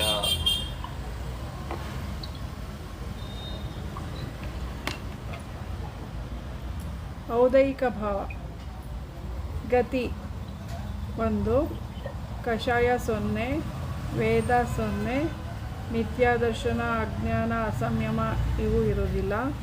1 ಅಸಿದ್ಧತ್ವ, 1 ಲೇಷ್ಯ. ಇನ್ನು ಔದೈಕ ಭಾವ 12ನೇ ಗುಣಸ್ಥಾನದಲ್ಲಿ ಯಾವ ಕರ್ಮಗಳು ಉದಯಕ್ಕಿರ್ತಾವಲ್ಲ ಅವುಗಳನ್ನ ಔದೈಕ ಭಾವ ಅಂತ ಕರೀತಾರೆ. ಆ ಭಾವಗಳಿಗೆ ಗತಿ ಇದೆ, ಮನುಷ್ಯ ಗತಿಯ ಉದಯ ಇದೆ. ಹಾಗಾಗಿ ಔದೈಕ ಭಾವ, ಗತಿ ಔದೈಕ ಭಾವ ಇದೆ. ಮೋಹನೀಯ ಕರ್ಮ ನಾಶವಾದದ್ರಿಂದ 1 ಕಷಾಯ ಇಲ್ಲ, ನಾಶ ಆಗಿದೆ. ವೇದ ಕೂಡ ನಾಶ ಆಗಿದೆ. ಸ್ತ್ರೀ ವೇದ, ಪುರುಷ ವೇದ, ನಪುಂಸಕ 3 ವೇದಗಳು ನಾಶ ಆಗಿವೆ. ಆಮೇಲೆ ಮಿಥ್ಯಾತ್ವನು, ಮೋಹನೀಯ ಕರ್ಮ ನಾಶ ಆಗಿದೆ, ದರ್ಶನ ಮೋಹ ನಾಶ ಆದ್ರಿಂದ ಮಿಥ್ಯಾತ್ವನು ನಾಶ ಆಗಿ ಹೋಗಿದೆ.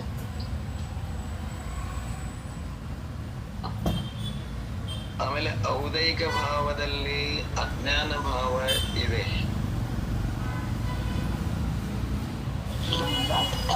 ಇಲ್ಲ ಅಜ್ಞಾನ ಭಾವ ಇಲ್ಲ. ಮೇಲ್ಗಡೆ ಅದೇ ಇಲ್ಲ, ಜ್ಞಾನ ಭಾವ 0 ಅಂತ ಹಾಕಿದ್ದಾರೆ. ಅದರ ಮೇಲ್ಗಡೆ 4 ಅಂತಾನೆ ಕೊಟ್ಟಿದ್ದಾರೆ. ಅಜ್ಞಾನ ಇರಲೇಬೇಕಲ್ಲ, ಕೇವಲ ಜ್ಞಾನ ಆಗಿಲ್ಲಲ್ಲ 12.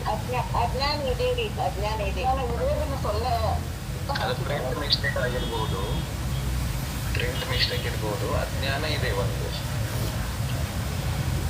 ಅಜ್ಞಾನ ಇದೆ. ಯಾಕೆಂದ್ರೆ ಕೇವಲ ಜ್ಞಾನ ಇಲ್ಲಿ ಕೂಡ ಆಗಿಲ್ಲ. ಕ್ಷಾಯೋಪಶಮಿಕದ ಅಜ್ಞಾನ ಇರುವುದಿಲ್ಲ, ಔದೈಕ ಭಾವದ ಅಜ್ಞಾನ ಇರುತ್ತದೆ. ಯಾಕೆಂದ್ರೆ ಇನ್ನೂ ಜ್ಞಾನಾವರಣ ಇದೆ, ಜ್ಞಾನಾವರಣ ನಾಶ ಆಗಿಲ್ಲ. ಕೇವಲ ಜ್ಞಾನ ಆಗಿಲ್ಲ 12ರಲ್ಲಿ, ಅದಕ್ಕಾಗಿ ಅಜ್ಞಾನ ಇದೆ.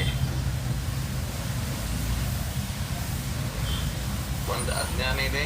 ಆಮೇಲೆ ಅಸಂಯಮ ಇಲ್ಲ, ಇರೋದಿಲ್ಲ. ಅಸಿದ್ಧತ್ವ ಇದೆ, ಯಾಕೆಂದ್ರೆ ಇನ್ನೂ ಸಿದ್ಧ ಭಗವಾನ್ ಆಗಿಲ್ಲ. ಲೇಷಗಳಲ್ಲಿ 1 ಶುಕ್ಲ ಲೇಷ ಮಾತ್ರ ಇರ್ತದೆ. ಹಾಗಾಗಿ 1 ಗತಿ, ಮನುಷ್ಯ ಗತಿ ಇದೆ, 1 ಅಜ್ಞಾನ ಇದೆ, ಅಸಿದ್ಧತ್ವ 1 ಇದೆ, ಲೇಷ 1 ಇದೆ. ಹೀಗೆ 4 ಔದೈಕ ಭಾವಗಳು ಇವೆ. ಔದೈಕ ಭಾವಗಳು 12ನೇ ಗುಣಸ್ಥಾನದಲ್ಲಿಯೂ ಕೂಡ 4 ಉದಯದಲ್ಲಿವೆ. ತಿಳಿತು?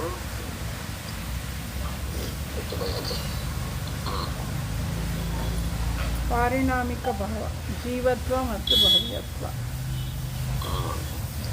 ಪಾರಿಣಾಮಿಕ ಭಾವಗಳಲ್ಲಿ ಇವರಂತೂ ಅಭವ್ಯದ ಅಲ್ವೇ ಇಲ್ಲ. ಯಾಕೆಂದ್ರೆ ರತ್ನತ್ರಯದ ಸಾಧನೆಯಲ್ಲಿ ಅತ್ಯಂತ ನಿಸ್ಸೀಮರಾಗಿದ್ದಾರೆ. ಭವ್ಯತ್ವನೂ ಇದೆ, ಜೀವತ್ವನೂ ಇದೆ. ಹಾಗಾಗಿ 2 ಪಾರಿಣಾಮಿಕ ಭಾವಗಳು ಇವೆ. ಒಟ್ಟು 53ರ ಪೈಕಿ ಔಪಶಮಿಕದ್ದು 1 ಇಲ್ಲ, ಕ್ಷಾಯಿಕದ್ದು 2 ಇದೆ, ಕ್ಷಾಯೋಪಶಮಿಕದ್ದು 12 ಇದೆ, ಅಂದ್ರೆ 14 ಆಯ್ತು. ಔದೈಕದ್ದು 4, 18 ಆಯ್ತು. ಪಾರಿಣಾಮಿಕದ್ದು 2, 20. ಹೀಗೆ 20 ಭಾವಗಳು 12ನೇ ಗುಣಸ್ಥಾನವರ್ತಿ ಜೀವರಲ್ಲಿ, ಮುನಿ ಮಹಾರಾಜರಲ್ಲಿ ಆಗಲು ಅಥವಾ ಇರಲು ಸಾಧ್ಯ ಅಂತ ತಿಳ್ಕೋಬೇಕು. ತಿಳಿತು?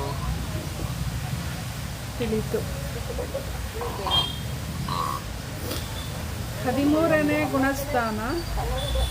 12ನೇ ಗುಣಸ್ಥಾನದ ಯಾವ ಸಮಯದಲ್ಲಿ ಜ್ಞಾನಾವರಣೆಗೆ ದರ್ಶನಾವರಣೆಗೆ ಮತ್ತು ಅಂತರಾಯ ಬಿಟ್ಟು ಹೋಗುತ್ತದೆ?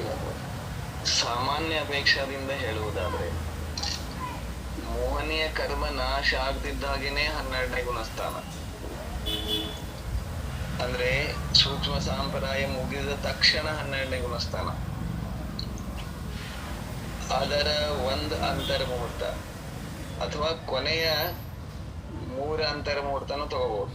ಇಲ್ಲ ಟೋಟಲ್ದೊಳಗೆ 3 ಭಾಗನೂ ಮಾಡ್ಕೋಬಹುದು, ಹೆಂಗ್ ಬೇಕಾದ್ರೂ ಮಾಡ್ಕೊಳ್ಳಿ. ಒಟ್ಟಾರೆಯಾಗಿ ಆ 12ನೇ ಗುಣಸ್ಥಾನ ಇರುವಾಗ 1 ಅಂತರ ಮುಹೂರ್ತದಲ್ಲಿ ಜ್ಞಾನಾವರಣ ನಾಶ ಆಗತ್ತೆ.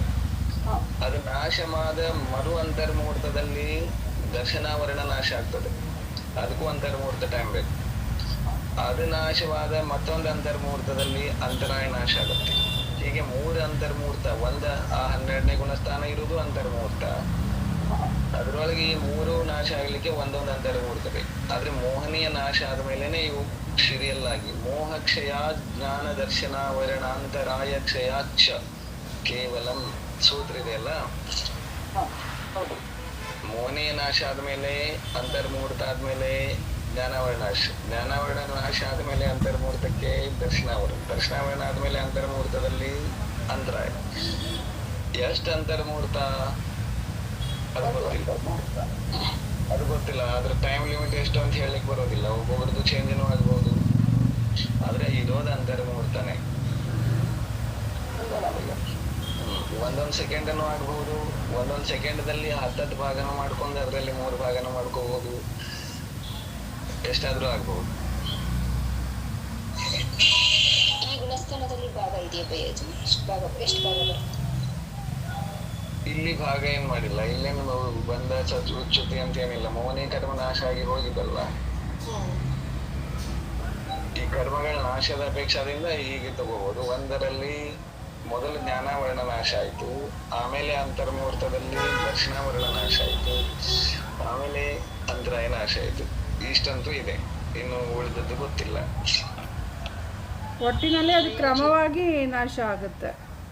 ಹೌದು, ಎಲ್ಲೂ ಹೇರಬೇರೆ ಆಗೋದಿಲ್ಲ. ಮೋಹ ಕ್ಷಯ ಜ್ಞಾನ ದರ್ಶನಾವರಣಾಂತರಾಯ ಕ್ಷಯಾಚ್ಛ ಕೇವಲಂ. ಮೊದಲ ಮೋಹನೀಯ ಕರ್ಮ 10 ಮುಗೀತು ಅಂದ್ರೆ ಮೋಹ ನಾಶ ಆಯ್ತು. ಆಮೇಲೆ ಜ್ಞಾನಾವರಣ, ಆಮೇಲೆ ದರ್ಶನಾವರಣ, ಆಮೇಲೆ ಅಂತರಾಯ, ಆಮೇಲೆ ಕೇವಲ ಜ್ಞಾನ. ನೋಡ್ರಿ ಅಲ್ಲಿ ಒಂದು ಮ್ಯಾಜಿಕ್ ಹೆಂಗಿದೆ.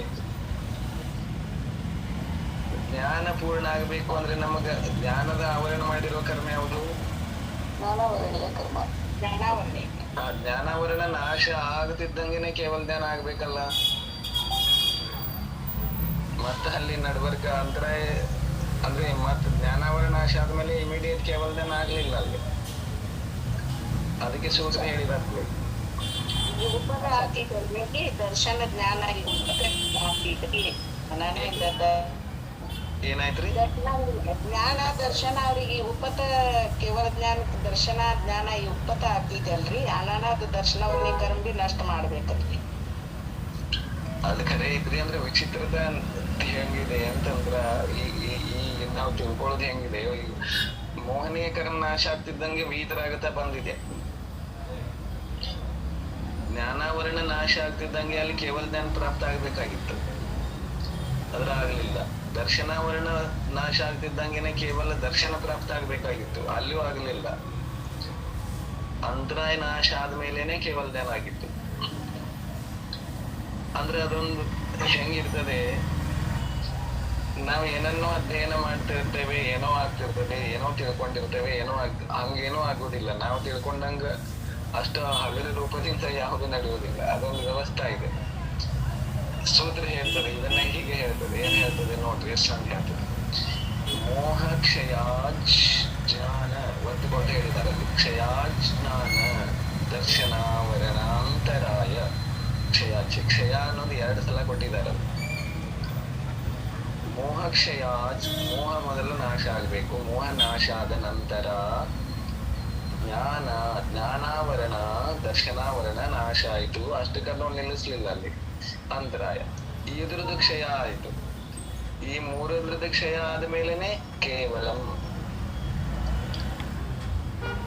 ಸೂತ್ರಕಾರರು ಬಹಳ ಚಂದ ಬರೀತಾರೆ. ಅಂದ್ರೆ ಸ್ವಲ್ಪ ಸ್ವಲ್ಪ ಅಕ್ಷರಗಳಲ್ಲಿ ಅಗಾಧವಾದ ಅನಂತ ಅರ್ಥಗಳನ್ನ ತುಂಬಿರ್ತಾರೆ ಅಂತ ಒಮ್ಮೆ ಆಚಾರ್ಯ ಮಹಾರಾಜರು ಹೇಳ್ತಿರ್ತಿದ್ರು. ಅಂದ್ರೆ ನಾವ್ ಏನೇನ ಅನ್ಕೋತಿರ್ತೇವೆ, ಕೆಲವೊಮ್ಮೆ ವಿಪರೀತ ಭಾವಗಳಲ್ಲಿ ಬಂದು ನಾವ್ ಇದನ್ನ ಮಾಡ್ತಾ ಇದೇವಲ್ಲ, ಇದು ಯಾಕಾಯ್ತು, ಅದು ಆಗ್ಲಿಲ್ಲ ಯಾಕೆ, ನಾವು ಈಗ ಒಮ್ಮೊಮ್ಮೆ ಭಾವದಲ್ಲಿ ಕರ್ಮಗಳಲ್ಲಿ ಸಂಶಯ ಬರೋ ತರ ವ್ಯವಹರಿಸ್ತಾ ಇರ್ತೇವೆ.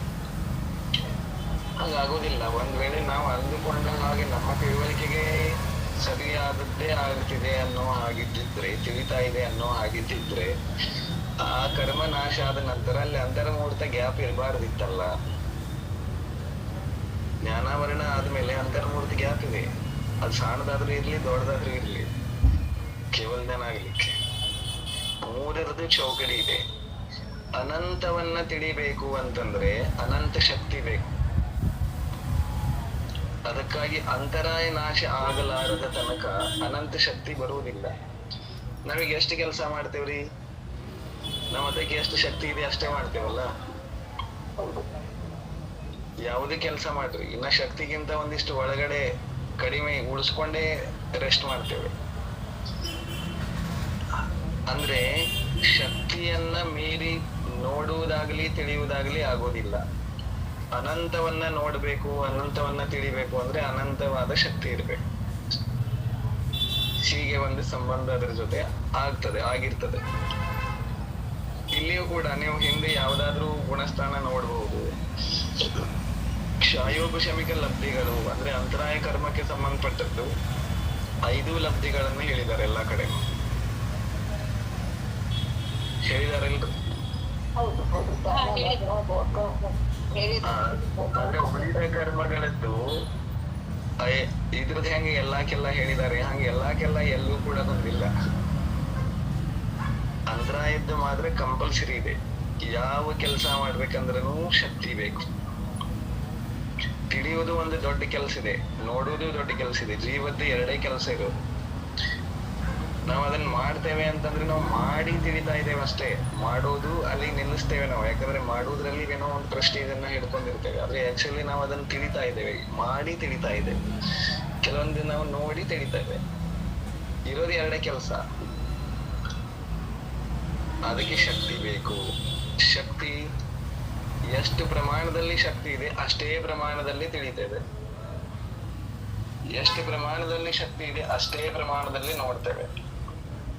ಹಾಗೆ ಅನಂತ ಜ್ಞಾನಾವರಣಾಶ ಆದ ನಂತರ ಅನಂತ ಜ್ಞಾನ ಉತ್ಪತ್ತಿ ಆಗ್ಬೇಕಂದ್ರೆ ಇನ್ನ ಅಂತರ ಇದೆಯಲ್ಲ, ಅಲ್ಲಿ ಶಕ್ತಿ ಅನಂತ ಬೇಕಲ್ಲ. ಅನಂತ ತಿಳಿಬೇಕು ಅಂದ್ರೆ ಅನಂತ ಶಕ್ತಿ ಬೇಕಲ್ಲ. ಬೇಕು ಏನ್ ಬೇಡ? ಅದಕ್ಕಾಗಿ ನೋಡುವುದು ತಿಳಿಯುವುದು ಆಗ್ಬೇಕಾದ್ರೆ ಅನಂತದ್ದಾಗಬೇಕಾದ್ರೆ ಅನಂತ ಶಕ್ತಿ ಬೇಕು. ಅದಕ್ಕೆ ಅವು 3 ಸಂಬಂಧ ಒಂದಕ್ಕೊಂದು ಹೊಂದಿದೆ. ತಿಳಿತು? ಮೂರನೇ ಅಂತರ್ಮುಹೂರ್ತದಲ್ಲಿ 5 ಒಟ್ಟಿಗೆ ಆಗುತ್ತಾ? 5 ಅಂದ್ರೆ ಅದೇ ಕ್ಷಾಯಿಕ ಕ್ಷಾಯಿಕ ಬಂತು, ಅಂತರಾಯ ಕ್ಷಾಯಿಕ ದಾನ ಕ್ಷಾಯಿಕ ಲಾಭ ಎಲ್ಲಾನು. ಅಂತರಾಯ ನಾಶ ಆಯ್ತಂದ್ರೆ ಅಂತರಾಯದ ಭೇದಗಳಿದಾವಲ್ಲ ಎಲ್ಲ ಅದು ಒಟ್ಟಿಗೆ ಆಗುತ್ತೆ ಒಂದೇ ಅಂತರ್ಮುಹೂರ್ತದಲ್ಲಿ. ಅಲ್ಲಿ ಅಂತರಾಯ ಕಂಪ್ಲೀಟ್ 0. ಅಂತರಾಯದೊಳಗೆ ಯಾವ ನೆರೆಗೂ ಇಲ್ಲ, ಮುಗಿತಲ್ಲಿಗೆ. ಮೂರನೇ ಅಂತರ್ಮುಹೂರ್ತದಲ್ಲಿ ಮೌನಿಯ ಆದ್ಮೇಲೆ ದರ್ಶನ ಅದು ಟೋಟಲ್ ಎಷ್ಟು ಪಾರ್ಟ್ ಇದೆ ಅದು ನಮಗ್ ಗೊತ್ತಿಲ್ಲ. ಆದ್ರೆ ಜ್ಞಾನಾವರಣ ನಾಶ ಆಗ್ಲಿಕ್ಕೆ ಅಂತರ್ಮೂರ್ತ ಬೇಕು, ದರ್ಶನಾವರಣ ನಾಶ ಆಗ್ಲಿಕ್ಕೆ ಅಂತರ್ಮೂರ್ತ ಬೇಕು, ಅಂತರಾಯ ನಾಶ ಆಗ್ಲಿಕ್ಕೆ ಅಂತರ್ಮೂರ್ತ ಬೇಕು. ಆ ಅಂತರ್ಮೂರ್ತದೊಳಗೆ ಈ 3 ಭಾಗ ಅಂತೂ ಪಕ್ಕ ಇದೆ. ಅದೇ 3 ಸೇರಿ ಒಂದು ಅಂತರ್ಮುಹೂರ್ತನೇ ಆಗುತ್ತೆ. ಎಲ್ಲ ಸೇರಿನೂ ಒಂದು ಅಂತರ್ಮುಹೂರ್ತನೇ.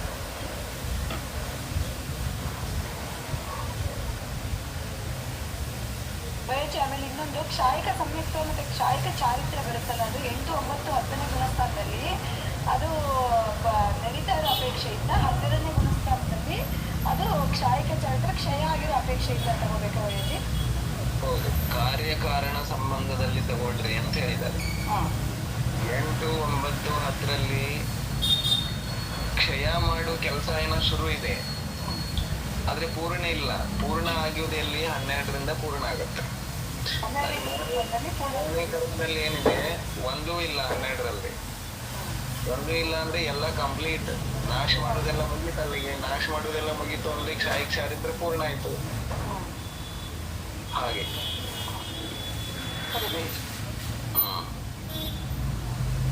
ಭಯಜಿ ಕ್ಷಮಿಸಿ, ಇದು ಉಪಶಾಂತ ಮೋಹ 11ನೇ ಗುಣಸ್ಥಾನದಲ್ಲಿ ಕ್ಷಾಯಿಕ ಇಲ್ಲೇನಿದೆ ಇದು ಸಮ್ಯಕ್ತ್ವ ಒಂದೇ ಇದೆ.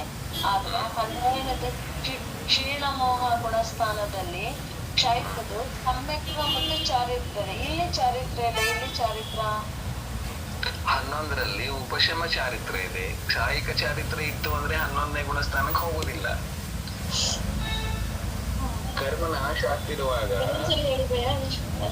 11ನೇ ಗುಣಸ್ಥಾನದಲ್ಲಿ ಉಪಶಮ ಚಾರಿತ್ರ ಇದೆ. ಒಂದು ವೇಳೆ ಕ್ಷಾಯಿಕ ಚಾರಿತ್ರ ಇದ್ದವರು 11ಕ್ಕೆ ಹೋದ್ರೆ ಅಲ್ಲಿ 11ಕ್ಕೆ ಬರೋದ್ರೊಳಗೆ 10ರ ತನಕ ಎಲ್ಲ ನಾಶ ಆಗಿರ್ತದೆ. 11ರೊಳಗೆ ಏನ್ ಕ್ಷಾಯಿಕ ಚಾರಿತ್ರ 11ರಲ್ಲಿ ಬಂದ್ರೆ ಅದಕ್ಕೆ ಕ್ಷಾಯಿಕ ಅಲ್ಲೇ ಕ್ಷೀಣಮೋಹ ಅಂತ ಹೇಳುವುದಾಗ್ತದೆ ಪ್ರಸಂಗ. ಮೋಹನೇ ಕರ್ಮ ಇದೆಯಲ್ಲ, ಅಲ್ಲಿ ನಾಶ ಆಗಿಲ್ಲಲ್ಲ.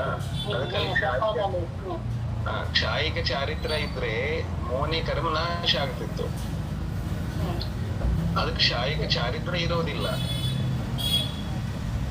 11ನೇ ಗುಣಸ್ಥಾನಕ್ಕೆ ಹೋದವರಲ್ಲಿ ಉಪಶಮ ಚಾರಿತ್ರ ಒಂದೇ ಇರೋದು. ಬೇಕಾದ್ರೆ ಕ್ಷಾಯಿಕ ಸಮ್ಯಕ್ತ್ವ ಇರಬಹುದು. ಚಾರಿತ್ರ 11ರಲ್ಲಿ ಇರ್ಬೇಕಾದ್ರೆ ಅದು ಉಪಶಮ ಚಾರಿತ್ರವೇ ಇರಬೇಕು. 12ರಲ್ಲಿ ಮೋಹ ನಾಶ ಆಗಿದೆ ಅಲ್ಲ, ಮೋಹ ನಾಶ ಮಾಡೋದು. ನಾಶ ಅಂದ್ರೆ ಇದು ಕನ್ನಡದಲ್ಲಿ ನಾಶ ಅಂತೇವೆ. ಕ್ಷಯ ಅಂದ್ರೇನು ನಾಶ ಇದೆ ಅಲ್ಲ. ಮೋಹ ನಾಶ ಆದದ್ರೆ ಹೆಸರು ಕ್ಷಾಯಿಕ.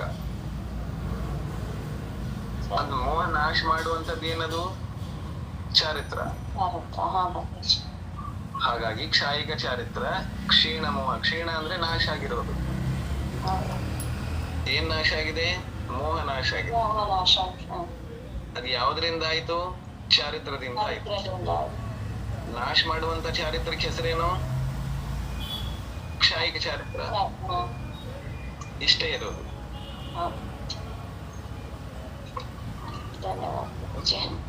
ಹ್ಮ್.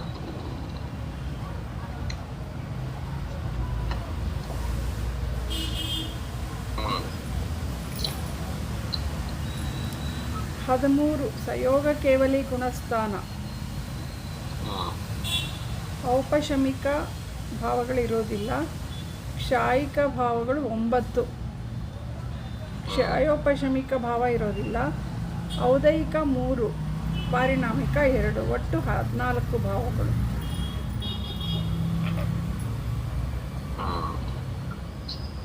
ಇನ್ನು 13ನೇ ಗುಣಸ್ಥಾನ. 13ನೇ ಗುಣಸ್ಥಾನ ಅರಿಹಂತ ಪರಮೇಷ್ಠಿಗಳ ಗುಣಸ್ಥಾನ. 12ರ ತನಕ ಮುನಿ ಮಹಾರಾಜರು, 13 ಮತ್ತು 14 ಅರಿಹಂತ ಭಗವಾನರು. ಈಗ ಸಹಯೋಗ ಕೇವಲಿ ಅಂತಂದ್ರೆ 13ನೇ ಗುಣಸ್ಥಾನದಲ್ಲಿರುವ ಭಗವಾನರು, ಯೋಗ ಸಹಿತರಾದಂತಹ ಕೇವಲಿ ಭಗವಾನರು. ಅವರಿರುವಂತಹ ಸ್ಥಾನ ಸಹಯೋಗ ಕೇವಲಿ ಗುಣಸ್ಥಾನ. ಅಲ್ಲಿ ಈ 53 ಭಾವಗಳ ಪೈಕಿ ಯಾವ್ಯಾವ ಇರಬಹುದು ಅಂತ ಹೇಳ್ತಾರೆ. ಕೇವಲಿ ಭಗವಾನರ ಬಳಿ, ಸಯೋಗ ಕೇವಲಿ ಭಗವಾನರ ಬಳಿ ಔಪಶಮಿಕ ಭಾವಗಳು ಒಂದೂ ಇರೋದಿಲ್ಲ. ನೆನಪಿಟ್ಕೊಳ್ಳಿ, ಕೇವಲಿ ಭಗವಾನರ ಹತ್ತಿರ ಔಪಶಮಿಕ ಭಾವಗಳು ಒಂದೂ ಇರೋದಿಲ್ಲ. ಅರಿಹಂತ ಭಗವಾನರಲ್ಲಿ ಸಮ್ಯಕ್ತ್ವ ಯಾವುದಿದೆ? ಯಾವುದಿದೆ? ಔಪಶಮಿಕದಲ್ಲಿ 2 ಭಾವ ಇದಾವಲ್ಲ, ಔಪಶಮಿಕ ಸಮ್ಯಕ್ತ್ವ, ಔಪಶಮಿಕ ಚಾರಿತ್ರ ಇದ್ರೆ ಇವೆರಡ ಇರ್ಬೇಕಾಗಿತ್ತು.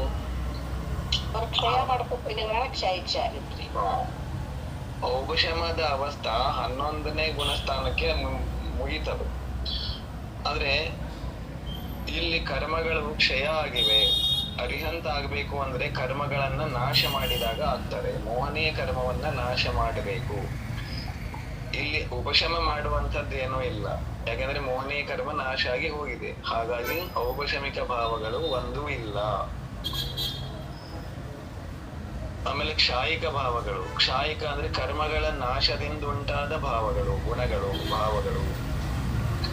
ಕರ್ಮಗಳ ನಾಶದಿಂದ ಉಂಟಾದ ಭಾವಗಳು 9.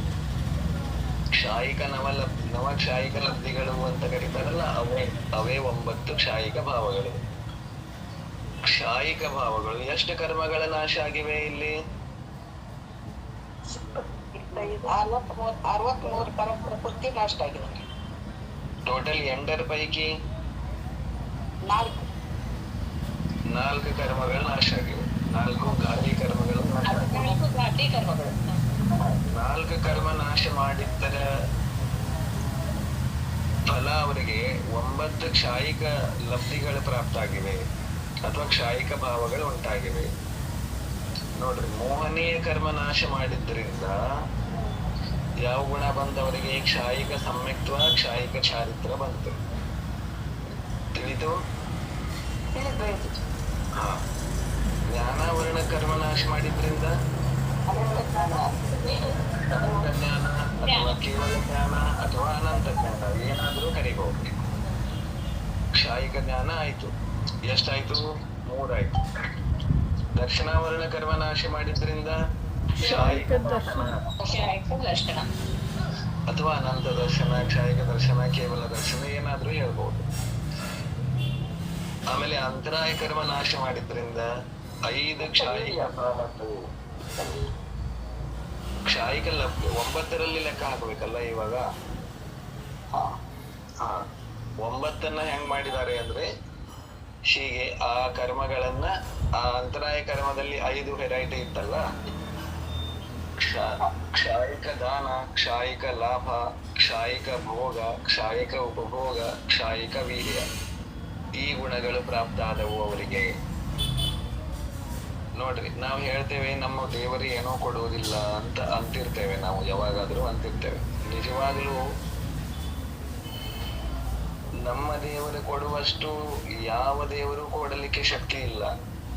ಯಾಕಂದ್ರೆ ನಮ್ಮ ದೇವರ ಬಳಿ ಕ್ಷಾಯಿಕ ಭೋಗೋಪಭೋಗ ಸಾಮಗ್ರಿ ಇದಾವೆ, ಎಂದೂ ನಾಶ ಆಗಲಾರ್ದಷ್ಟಿದೆ, ಅನಂತ ರೂಪದಲ್ಲಿದ್ದಾವೆ. ಎಷ್ಟು ಕೊಟ್ಟರು ಅದು ಮುಗಿಯೋದೇ ಇಲ್ಲ. ತಗೊಳ್ಳೋರಿಗೆ ಜೋಳಿಗೆ ಕಡಿಮೆ ಬೀಳ್ತದೆ ಹೊರತಾಗಿ ಕೊಡೋರಿಗೆ ಅವ್ರಿಗೆ ಕೊಡೋದು ಅವಶ್ಯಕತೆ ಇಲ್ಲ. ಅವರ ಬಳಿ ಹೋಗಿ ನನಗೆ ಅವರನ್ನು ಕಣ್ತುಂಬ ಮನಸ್ಸು ತುಂಬಿಕೊಂಡ್ರೆ ಸಾಕು, ತಾನೇ ಜೋಳಿಗೆ ತುಂಬ್ತಾ ಇರ್ತದೆ. ಅಂತಹ ಅದ್ಭುತ ಶಕ್ತಿ ಅವರಿಗಿದೆ.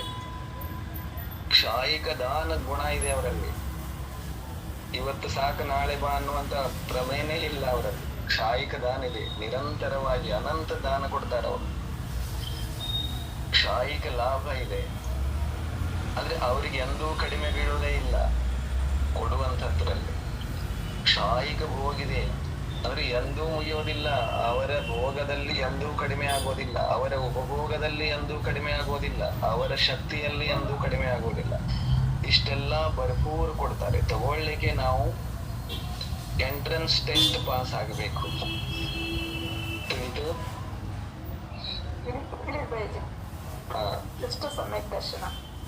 ಆ ಎಂಟ್ರೆನ್ಸ್ ಟೆಸ್ಟ್ ಪಾಸ್ ಆದೆವು ಅಂತಂದ್ರ ಅವ್ರು ಕೊಡೋದನ್ನ ತೆಗೆದುಕೊಳ್ಳುವ ಅರ್ಹತೆ ಬರ್ತದೆ. ಅವ್ರು ಕೊಡ್ತಾರೆ ಅನ್ನೋ ತಿಳಿತದೆ. ಅವಾಗ ಎಷ್ಟು ಬೇಕಾದಷ್ಟು ತಗೋಬಹುದು. ಹೀಗೆ ಕ್ಷಾಯಿಕ ಲಬ್ಧಿಗಳಿದಾವ ಅವ್ರ ಹತ್ರ. ಎಷ್ಟಿದಾವು? ಕ್ಷಾಯಿಕ ಭಾವಗಳು 9 ಇದಾವೆ. ಹೀಗೆ ತಿಳ್ಕೋಬೇಕು. ಇನ್ನ ಅರಿಹಂತ ಭಗವಾನ್ರು 13ನೇ ಗುಣಸ್ಥಾನದ ಭಗವಾನ್ರಲ್ಲಿ ಕ್ಷಾಯೋಪಶಮಿಕ ಭಾವಗಳು ಒಂದೂ ಇಲ್ಲ. ಯಾಕೆ ಇಲ್ಲ ಅಂತಂದ್ರೆ ಕರ್ಮಗಳ ನಾಶ ಆಗಿದೆ. ಅಲ್ಲಿ ಕ್ಷಯೋಕ್ಷಮ ಮಾಡುವಂಥದ್ದೇನು ಉಳಿದಿಲ್ಲ. ಯಾವ ಕರ್ಮ ಕ್ಷಯೋಕ್ಷಮ ಮಾಡ್ಬೇಕಾಗಿತ್ತು ಆ ಕರ್ಮಗಳೆಲ್ಲ ನಾಶ ಆಗಿವೆ. ಅದಕ್ಕಾಗಿ ಕ್ಷಾಯಿಕ ಭಾವಗಳು ಬಂದಿವೆ. ಕ್ಷಾಯೋಪಶಮಿಕ ಭಾವ ಒಂದು ಇಲ್ಲ. ನೋಡ್ರಿ, ಕ್ಷಾಯೋಪಶಮಿಕ ಯಾವ್ಯಾವ್ದ್ರಲ್ಲಿ ಆಗುವಂಥದ್ದು ಇರ್ತಿತ್ತು. ಮೋಹನೀಯದ್ರಲ್ಲಿ ಕ್ಷಯೋಪಶಮಿಕ ಆಗ್ಲಿಕ್ಕೆ ಶಕ್ತಿ ಇತ್ತು, ಅದಂತೂ ಮೋಹನೀಯ ಕರ್ಮ ಮೊದಲೇ ನಾಶ ಆಗಿದೆ. ಜ್ಞಾನಾವರಣ ಕ್ಷಯೋಕ್ಷಮ ಮಾಡ್ಬೇಕಾಗಿತ್ತು, ಆ ಜ್ಞಾನಾವರಣನೂ ನಾಶ ಆಗಿದೆ. ದರ್ಶನಾವರಣ ಕ್ಷಯೋಕ್ಷಮ ಮಾಡೋದಿತ್ತು, ಅದು ನಾಶ ಆಗಿ ಹೋಗಿದೆ. ಆಮೇಲೆ ಅಂತರಾಯ ನಾಶ ಕ್ಷಯೋಕ್ಷಮ ಆಗ್ತಿತ್ತು, ಮಾಡ್ಬೇಕಾಗಿತ್ತು, ಅದ ಅಂತರಾಯನೂ ನಾಶ ಆಗಿದೆ. ಇನ್ನು ಕ್ಷಯೋಕ್ಷಮ ಮಾಡುವಂಥದ್ದು ಏನಿಲ್ಲ ಅಲ್ಲಿ.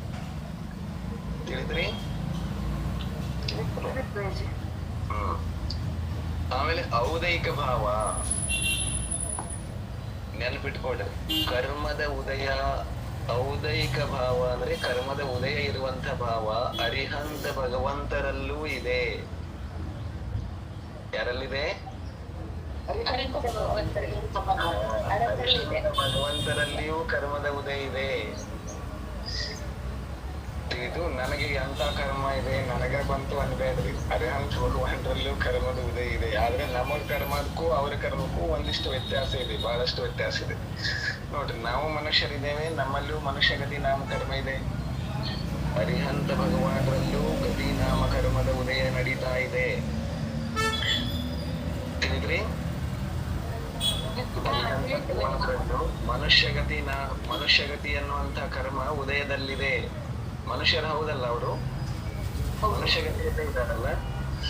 ಮೋಹನೀಯ ಕರ್ಮದ ಇಲ್ಲದ ಕಾರಣದಿಂದ ಕಷಾಯಗಳೂ ಇಲ್ಲ, ವೇದಗಳೂ ಇಲ್ಲ. ಅರಿಹಂತದಲ್ಲಿ ಕಷಾಯ ಇದಾವೇನು? ಇಲ್ಲ. ಕಷಾಯಗಳು ಇಲ್ಲ, ವೇದಗಳು ಇಲ್ಲ. ಯಾಕಂದ್ರೆ ಮೋಹನೀಯ ಕರ್ಮ ನಾಶ ಆಗಿ ಹೋಗಿದೆ. ಮೋಹನೀಯ ಕರ್ಮ ನಾಶವಾಗಿದ್ದರ ಕಾರಣದಿಂದ ಮಿಥ್ಯಾ ದರ್ಶನವೂ ಕೂಡ ಇರುವುದಿಲ್ಲ.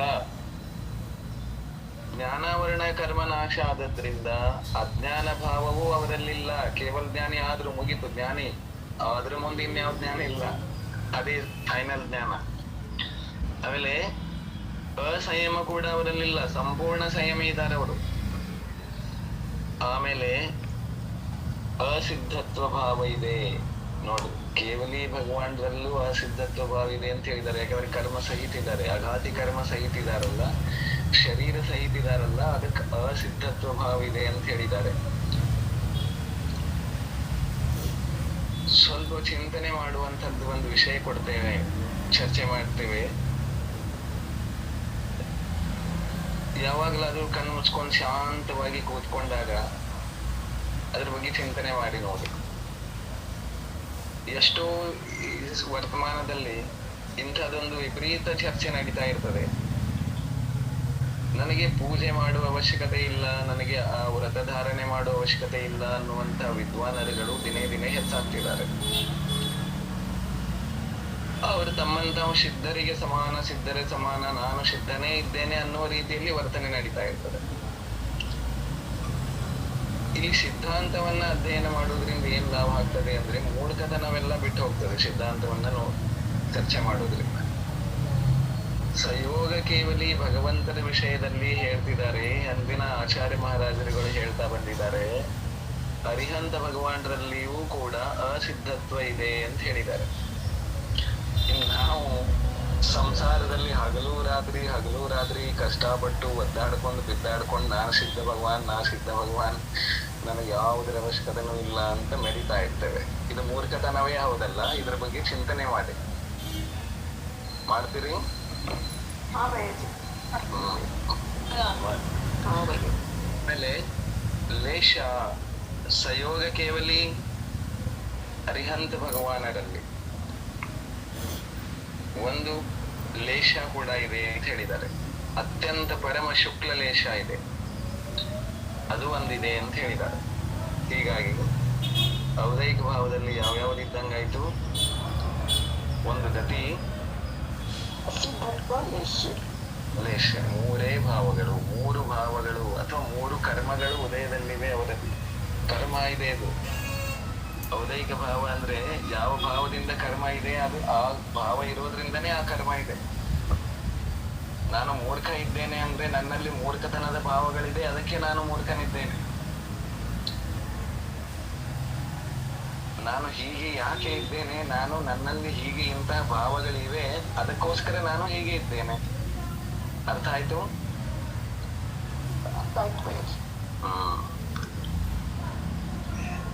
ಆಮೇಲೆ ಪಾರಿಣಾಮಿಕ ಭಾವಗಳು. ಇನ್ನು ಪಾರಿಣಾಮಿಕ ಭಾವದಲ್ಲಿ ಅಂದ್ರೆ ಅರಿಹಂತ ಭಗವಾನ್ ಜೀವತ್ವದಿಂದ ಜೀವಿಸ್ತಾ ಇದ್ದಾರೆ, ಅದೊಂದು ಪಾರಿಣಾಮಿಕ ಭಾವ. ಇನ್ನು ಅವರಲ್ಲಿ ರತ್ನತ್ರಯದ ಉತ್ಕೃಷ್ಟ ಸ್ಥಿತಿಗಳ ನಿರ್ಮಾಣ ಆಗಿವೆ, ಭವ್ಯತ್ವ ಇದೆ. ಹಾಗಾಗಿ ಭವ್ಯತ್ವ ಪಾರಿಣಾಮಿಕ ಭಾವವು ಅವರಲ್ಲಿದೆ. ಈ ಎರಡು ಭಾವಗಳು ಯಾವ್ಯಾವ ಭಾವ ಇದ್ದಂಗಾಯ್ತು ಟೋಟಲ್ದಾಗ? ಕ್ಷಾಯಿಕದ್ದು 9, ಔದೈಕದ್ದು 3, 12 ಆಯ್ತು. ಆಮೇಲೆ ಪಾರಿಣಾಮಿಕದ್ದು 2, ಎಷ್ಟಾಯ್ತು? 14 ಭಾವಗಳು ಅರಿಹಂತ ಭಗವಾನರಲ್ಲಿ ಇರುತ್ತವೆ. 53ರ ಪೈಕಿ 14 ಭಾವಗಳು ಮಾತ್ರ ಇರುತ್ತವೆ. ತಿಳಿತು?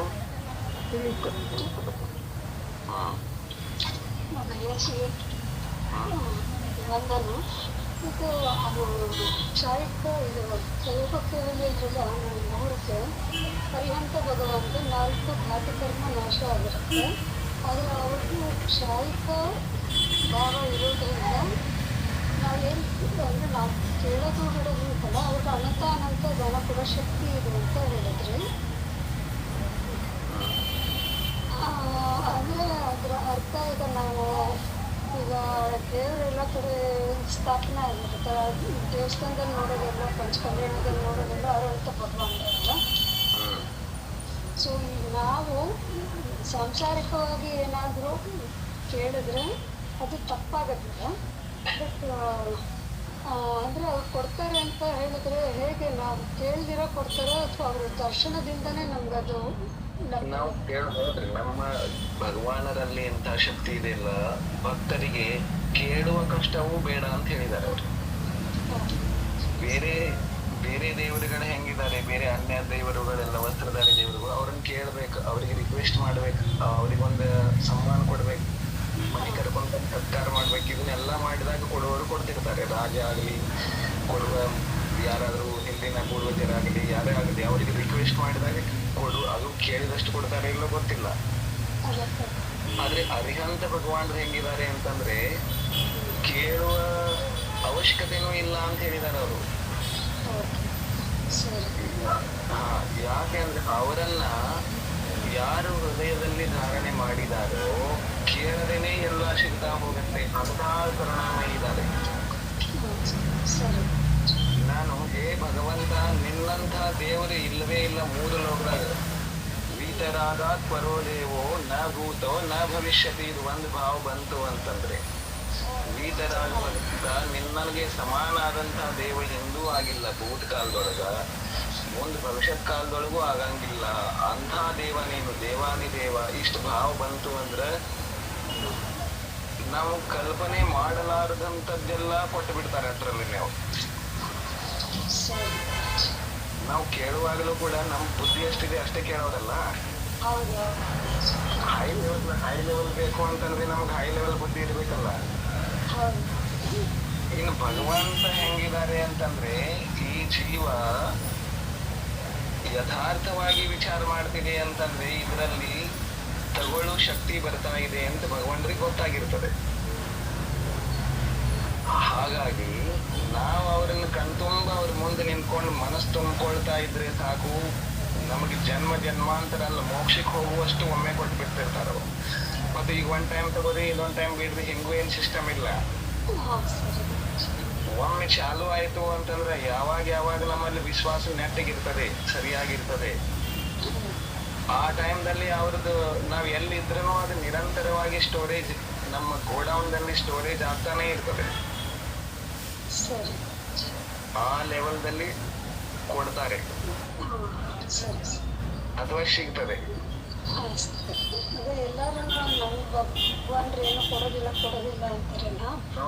ನೋಡಿ ಕೇಳೋದಾದ್ರೆ ಹೆಂಗ್ ಕೇಳ್ಬೇಕು, ದೊಡ್ಡವ್ರ ಹತ್ರ ಹೋಗಿ ಚಿಲ್ಲರೆ ವಸ್ತು ಕೇಳಬಾರ್ದು.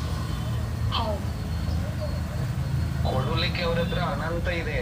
ನಾವು ಹೋಗಿ ಒಂದ್ ಸಣ್ಣ ಪುಟ್ಟ ಕಾರ್ ಕೊಡು, ಗಾಡಿ ಕೊಡು, ಮನೆ ಕೊಡು ಅಂತಂದ್ರೆ ಅದು ಅವ್ರಿಗೆ ಇನ್ಸಲ್ಟ್ ಅಲ್ಲ, ಅವಮಾನ ಮಾಡಿದ ಹಾಗೆ ಅದು. ಅವ್ರು ಹೇಳ್ತಿದ್ದಾರೆ ನಿನಗೊಂದು ದೊಡ್ಡ ಸಾಮ್ರಾಜ್ಯ ಕೊಡ್ತೇನೆ ತಗೋ ಅಂತ ಹೇಳ್ತಿದ್ದಾರೆ, ನಾ ಬೇಡ ನನಗೊಂದು ಕಾರ್ ಗಾಡಿ ಕೊಡು ಅಂತ ಕೇಳ್ತೇವೆ. ಇದು ತಪ್ಪಾಗ್ತದಲ್ಲ. ಹಾಗೆ ಅರಿಹಂತ ಭಗವಂತರು ಭಕ್ತರಿಗೆ ಕೇಳುವ ಕಷ್ಟವೂ ಬೇಡ ಅಂತ ಹೇಳಿದ್ದಾರೆ. ಸುಮ್ಮನೆ ಕಣ್ಣು ಮುಚ್ಕೊಂಡು ಶಾಂತವಾಗಿ ಮೋಹದಿಂದ ಬಿಡಿಸಿಕೊಳ್ಳುವ ಉಪಾಯ ಮಾಡು, ಎಲ್ಲಾ ತಾನೇ ಸಿಗ್ತದೆ ಅಂತ ಹೇಳಿದ್ದಾರೆ. ತಿಳಿತ್ರಿ?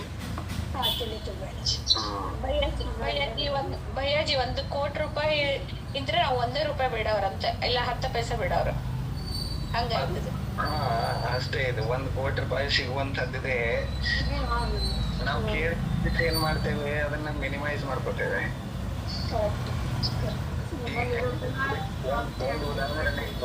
ಇದಕ್ಕೊಂದು ಉದಾಹರಣೆಗಳು ಕೂಡ ಪುರಾಣದಲ್ಲಿ ಸಿಗ್ತವೆ. ವಸುದೇವರ ಪೂರ್ವ ಜನ್ಮದ ಕಥೆಗಳಲ್ಲಿ ಬರ್ತದೆ. ವಸುದೇವ ಕೃಷ್ಣನ ತಂದೆ.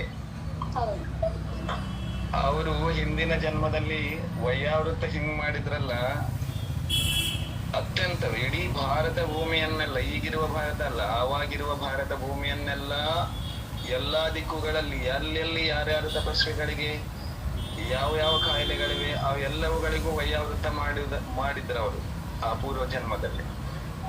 ಅದ್ರ ಫಲದಿಂದ ಮುಂದೆ ಬರೀತಾರೆ ಆಚಾರ್ಯರು,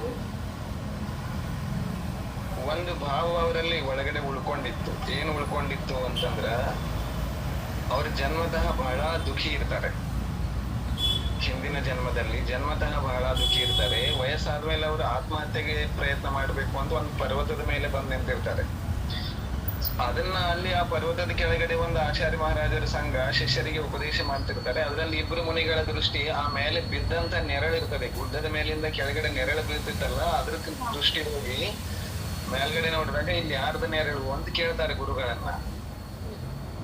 ಗುರುಗಳು ಅವರೇ ಜ್ಞಾನಿ ಇರ್ತಾರೆ. ಇದು ಯಾರ ನೆರಳು ಅಂತಂದ್ರೆ, ಈಗ ಜೀವ ಆತ್ಮಹತ್ಯೆಗೆ ಬಂದಿದೆ ಮೇಲೆ ಮುಂದಿನ ಜನ್ಮದಲ್ಲಿ ನಿಮ್ಮ ತಂದೆಯಾಗುವಂತಹ ಜೀವದ ನೆರಳು ಅಂತ ಹೇಳ್ತಾರೆ. ಆವಾಗ ಅವರು ಇದ ಒಂದು ಜನ್ಮದಲ್ಲಿ ಯಾರಾದ್ರೂ ಪರಿಚಿತ ಬಂಧು ಬಾಂಧವರಿದ್ದಾರೆ ಅಂದ್ರೆ ಎಷ್ಟು ಹೆಮ್ಮೆ ಆಗ್ತದೆ. ಇನ್ನು ಮುಂದಿನ ಜನ್ಮದಲ್ಲಿ ತಂದೆಯಾಗುವ ಜೀವದ ಬಗ್ಗೆ ಅವರಿಗೆ ಅಂತ ವಾತ್ಸಲ್ಯ ಬಂದಿರಬಹುದು. ಅವರಿಬ್ರು ಪ್ರಯತ್ನ ಮಾಡ್ತಾರೆ. ಅವರಿಗೆ ದೀಕ್ಷಾ ತಗೊಳ್ಳಿಕ್ಕೆ ಹಾಕ್ತಾರೆ. ದೀಕ್ಷಾ ತಗೊಂಡ ನಂತರ ಎಲ್ಲ ಬರ್ಬೋದು ಇಡೀ ದೇಶದ ಉದ್ದಗಲಕ್ಕೂ ಸಂಚಾರ ಮಾಡಿ ವೈಯಾವೃತ್ತ ಮಾಡ್ತಾರ ಅವರು. ವೈಯಾವೃತ್ತದ ಫಲ ಏನಿದೆ, ತೀರ್ಥಂಕರ ಪ್ರಕೃತಿಯನ್ನು ಕೊಡುವಂತದ್ದಿದೆ. ಅದು ಒಂದು ಭಾವನಾ ಭಾವಿಸ್ತೇವಲ್ಲ, ಷೋಡಶ ಕಾರಣದಲ್ಲಿ ವೈಯಾವೃತ್ತ ಕಾರಣ ಭಾವನಾ ಅಂತಿದೆಯಲ್ಲ, ಅದೆಲ್ಲ ಅದು ಕೊನೆಗಾಲದಲ್ಲಿ ಅವ್ರದ್ದು ಅಂತಿಮ ಸಮಾಧಿಯ ಸಮಯದಲ್ಲಿ ಅಥವಾ ಧ್ಯಾನದ ಸಮಯದಲ್ಲಿ ಅವರಿಗೆ ಒಂದು ಭಾವ ಬರ್ತಿರ್ತದೆ ಮೇಲಿನ ಮೇಲೆ. ಅಷ್ಟೆಲ್ಲಾ ನಿಷ್ಪ್ರಹತೆಯಿಂದ ಮಾಡಿರ್ತಾರೆ. ಅಲ್ಲಿ ಆಚಾರ್ಯರು ಬರೀತಾರೆ, ಒಂದು ಭಾವ ಏನ್ ಬರ್ತಿರ್ತದೆ ಅಂದ್ರೆ, ನನಗಿಂತ ದೀನ ದುಃಖಿ ಆಗುವಂತದ್ ಬೇಡಪ್ಪ ಅಂತ ಒಂದೊಂದು ಭಾವ ಮೇಲಿನ ಮೇಲೆ ಬರ್ತಿರ್ತೈತೆ ಅವ್ರಿಗೆ. ಅದಕ್ಕೆ ಒಂದ್ ವೇಳೆ ಅವ್ರು ಹೇಳ್ತಾರೆ, ಅಲ್ಲಿ ಬರೀತಾರೆ ಆಚಾರ್ಯರು, ಒಂದ್ ವೇಳೆ ಅವ್ರು ಈ ಭಾವನಾ ಮಾಡ್ತಿರ್ಲಿಲ್ಲ ಅಂತಂದ್ರ ಅವರಿಗೆ ತೀರ್ಥಂಕರ ಪ್ರಕೃತಿ ಬಂದ ಆಗುವಂತಹ ಸಾಮರ್ಥ್ಯ ಅವರಿಗೆ ಪ್ರಾಪ್ತ ಆಗಿತ್ತು. ಇದು ನನಗಿಂತ ದೀನ ದುಃಖಿ ಅವಸ್ಥಾ ಬ್ಯಾಡಪ್ಪ ಭಗವಂತ ಅನ್ನುವಂತ ಭಾವ ಅವರಿಗೆ ಬರ್ತಾ ಇದ್ದದ್ರಿಂದ ಕಾಮದೇವ ಪದವಿಗೆ ತೃಪ್ತಿ ಪಡಬೇಕಾಯ್ತು. ಅದು ಏನ್ ಸಾಣದಲ್ಲ. ಕಾಮದೇವ ಪದವಿ ಅಂತಂದ್ರೆ ಅದು ತತ್ವ ಮೋಕ್ಷಗಾಮಿ ಆಗುವಂತದ್ದಿದೆ. ಆದ್ರೆ ತೀರ್ಥಂಕರಗೆ ಹೋಲಿಸಿದ್ರೆ ಅದು ಕಡಿಮೆದಲ್ಲ. ಏನ್ ಕೇಳಿದ್ರೆ ಅವರು, ನನಗಿಂತ ದೀನ ದುಃಖಿ ಅವಸ್ಥಾ ಬೇಡಪ್ಪ ಯಾವ ಜನ್ಮದಾಗೂ ಅನ್ನೋ ಭಾವನಾ ಬಂದಿತ್ತು ಅವ್ರಿಗೆ, ಅಷ್ಟೇ ಬರ್ತಿತ್ತು. ಅವ್ರಿಗೆ ಜನ್ಮದ ಕಷ್ಟಗಳನ್ನ ನೆನಪು ಮಾಡ್ಕೋತಿದ್ರು. ಅದು ಒಂದೇ ಮೈನಸ್ ಪಾಯಿಂಟ್ ದಿಂದ ತೀರ್ಥಂಕರ ಆಗುವ ಅವಕಾಶ ಕಳ್ಕೊಂತು ಜೀವ. ಸಿಗೋದೆಷ್ಟಿತ್ತು, 3 ಲೋಕದ ಅಧಿಪತ್ಯ ಸಿಗೋದಿತ್ತು ಜನ್ಮತಃ. ಕೇಳಿದ್ರಿಂದ ಏನಾಯ್ತು, ಹೀಗೇನೆ ನಮ್ದು ಕೂಡ ಹಾಗೆ. ಭಗವಂತರು ಇದನ್ನೇ ಹೇಳಿದ್ದಾರೆ, ನೀನು ಕೇಳ್ತಿ ಅಂತಂದ್ರೆ ನೀ ಕೇಳಿದ್ದಷ್ಟೇನೋ ಸಿಗ್ಬೋದು, ಕೇಳಿದ್ಕಿಂತ ಕಡಿಮೆನೋ ಸಿಗ್ಬೋದು. ಭಗವಂತರು ಹೀಗೆ ಹೇಳ್ತಾರೆ, ನೋಡಪ್ಪ ಭಕ್ತ, ನೀ ಕೇಳ್ತಿ ಅಂದ್ರೆ ಕೇಳಿದ್ದಷ್ಟೇನೋ ಸಿಗ್ಬೋದು, ಕೇಳಿದ್ಕಿಂತ ಕಡಿಮೆನೋ ಸಿಗ್ಬೋದು. ಈಗ ನಾರಾಯಣರದು ಕೂಡ ಹಾಗೆ ಆಗಿರ್ತದೆ. ಅವರು ಕೂಡ ಹಿಂದಿನ ಜನ್ಮದಲ್ಲಿ ಮಹಾ ತಪಸ್ವಿ ಇರ್ತಾರೆ. ಅದರ ಪುಣ್ಯದ ಫಲದಿಂದ ಅವರಿಗೆ ಸ್ವರ್ಗ ಆಗಿರ್ತದೆ. ಸ್ವರ್ಗದಲ್ಲಿ ಭೋಗಿಸಿ ಉಳಿದ ಶೇಷದಿಂದ ಬಂದ ಅರ್ಧ ಚಕ್ರಿಯಾಗಿರ್ತಾರೆ. ಅಂತಿಮ ಸಮಯದಲ್ಲಿ ಅವರು ಹಿಂದಿನ ಜನ್ಮದ ಮುನಿ ಅವಸ್ಥೆಯಲ್ಲಿ ಏನ್ ಮಾಡಿರ್ತಾರೆ, ನಾನು ಮಾಡಿದ ತಪಸ್ಸಿನ ಫಲ ಏನಾದ್ರೂ ಇದ್ರೆ ನನಗೆ ಇಂಥ ದೇವ ಆಗ್ಬೇಕು ಅಥವಾ ಇಂಥ ಸಮ್ರಾಟ್ ಆಗ್ಬೇಕು ಅನ್ನುವಂತ ಭಾವನಾ ಭಾವಿಸಿರ್ತಾರೆ, ನಿಧಾನ ಮಾಡಿರ್ತಾರೆ. ಅದರ ಅರ್ಥ ಅವರಿಗೆ ಅನಂತ ಸುಖಿ ಆಗುವಂತಹ ಪುಣ್ಯದ ಸಂಗ್ರಹ ಆಗಿತ್ತು. ಅವ್ರು ಬೇಡಿದ್ರಿಂದ ನಾರಾಯಣ ಆಗುವಂತ ಸುಖ ಸಿಕ್ತು. ನಾರಾಯಣ ಅಂದ್ರೆ 3 ಖಂಡದ ಅಧಿಪತಿ, ಅದೇನು ಸಾಧಾರಣ ಅಲ್ಲ. ಬೇಡಿಕೊಂಡು ಕರ್ಮ ಕಡಿಮೆಯಾಗಿ ಉಳಿದದ್ದೇ ಅಷ್ಟು ಹೈ ಲೆವೆಲ್ ಇದೆ. ಇನ್ನು ಬೇಡಿರ್ಲಿಲ್ಲ ಅಂದ್ರೆ ಏನಾಗ್ತಿದ್ರು ಅವರು, ಕಲ್ಪನೆ ಮಾಡ್ಬೇಕಲ್ಲ. ಹೀಗಿರ್ತದೆ. ಕೇಳೋದ್ರಿಂದ ಯಾವಾಗ್ಲೂ ಹೈ ಲೆವೆಲ್ ಸಿಗೋದಿಲ್ಲ. ಕೇಳೋದಿದ್ರೆ ಹೈ ಲೆವೆಲ್ಲೇ ಕೇಳ್ಬೇಕು. ಕೇಳೋದಿದೆಯಲ್ಲ, ಚಿಲ್ಲರೆ ಕೇಳಬಾರ್ದು. ಒಂದ್ ನೆನಪಿಟ್ಕೊಡ್ರಿ, ಏನ ಕೇಳ್ರಿ ಭಗವಂತರ ಹತ್ರ, ಚಿಲ್ಲರೆ ಕೇಳೋದಿಲ್ಲ. ಅವ್ರಿಗೆ ಚಿಲ್ಲರೆ ಕೊಡೋದಕ್ಕೆ ಟೈಮ್ ಇಲ್ಲ. ಹೌದು. ಏನ್ ಕೇಳ್ತಿದ್ರೆ ಅವ್ರ ಹತ್ತಿಗೆ ಏನಿದೆ ಎಲ್ಲಾ ಕೊಡ್ಬೇಕು. ಅವ್ರು ಆ ಲೆವೆಲ್ದೊಳಗೆ ಕೇಳ್ಕೊರಿ, ಒಂದಿಟ್ಟು ಬಾಕಿ ಉಳಿಸಬಾರ್ದು. ಅಥವಾ ಹಿಂದಿನ ಆಚಾರ್ಯರು ಅದಕ್ಕೂ ಒಂದು ಉಪಾಯ ಕೊಟ್ಟಿದ್ದಾರೆ, ಹೆಂಗ್ ಕೇಳೋದು ಭಗವಂತನ ಅಂತ ಹೇಳಿ. ನನಗೇನ್ ಬೇಕು? ಸುಖ ಬೇಕಲ್ಲ. ದುಃಖಕ್ಕವು ದುಃಖ ನಾಶ ಆಗ್ಲಿ, ನಾನು ಇದು 5 ಆದಾಗ್ಲಿ ಅನ್ನೋ ಅವಶ್ಯಕತೆ ಇಲ್ಲ. ಎಲ್ಲಾ ದುಃಖ ಬೇಡ ನನಗೆ, ಯಾವ್ದು ದುಃಖ ಬೇಡ. ಕಮ್ಮಕ್ಕವು ನನಗ್ ಒಂದು ಕರ್ಮ ಬೇಡ, ಎಲ್ಲಾ ನಾಶ ಆಗ್ಬೇಕು. ದುಃಖಕ್ಕವು ಕಮ್ಮಕ್ಕವು ಇದ ಬೇಕಾಗಿದೆ, ಎಲ್ಲ ನಮಗ್ ಬೇರೆ ಏನ್ ಬೇಕಾಗಿದೆ? ದುಃಖನ ಬೇಡ ಆಗಿದೆ ಎಲ್ಲರಿಗೂ ಕೂಡ. ದುಃಖ ಬೇಡ ನಂಗೆ, ಇದು ಒಂದೇ ದುಃಖ ಬೇಡ ಅಂತ ಯಾಕೆ ಹೇಳ್ತೀರಿ? ಎಲ್ಲಾ ದುಃಖ ಬೇಡ ನಂಗೆ, ಯಾವ ದುಃಖನೂ ಬೇಡ. ದುಃಖಕ್ಕವು ಕಮ್ಮಕ್ಕವು ಓದಿ ನನಗೆ ರತ್ನತ್ರೇ ಬೇಕು. ನೀವು ಒಂದೇ ಎರಡು ತಗೊಳವಿಲ್ಲ, ನನಗೆ ರತ್ನ ಬೇಕು, 3 ರತ್ನ ಬೇಕು. ಇಲ್ಲ ಸಮಾಧಿ ಮರಣ ನನಗೇನ್ ಬೇಕು? ನಿನ್ನಂತಹ ಸಮಾಧಿ ಮರಣ ಆಗ್ಬೇಕು ನಾನು. ನೀ ಎಲ್ಲರಿ ನೀವೊಬ್ಬ ಪಾರಾಗಿ ಹೋದ್ರೆ ನಡೆಯಂಗಿಲ್ಲ, ನನ್ನ ಪಾರ ಮಾಡ್ಬೇಕು. ದಿನ ಗುಣ ಸಂಪತ್ತಿ ಮಧ್ಯ ನಂಗೆ ಎಂತ ಸಂಪತ್ತು ಬೇಕು? ಚಿಲ್ಲರೆ ಸಂಪತ್ತಿ ಬೇಡ. ಜಿನೇಂದ್ರ ರೂಪೇಣ ಅನಂತ ಗುಣಗಳ ಸಂಪತ್ತಿ ಇದೆಯಲ್ಲ, ಆ ಅನಂತ ಸಂಪತ್ತಿ ಬೇಕು ನನಗ. 1 ರೂಪಾಯಿ 10 ರೂಪಾಯಿ ಕೋಟಿ ರೂಪಾಯಿ ಬೇಡ ನನಗ. ಅನಂತ ಸಂಪತ್ತಿ ಬೇಕು, ಅನಂತ ಗುಣ ಸಂಪತ್ತಿ ಬೇಕು. ಈ ರೀತಿ ಕೇಳಿದ್ರೆ ಎಲ್ಲ ಸಿಗತ್ತೆ.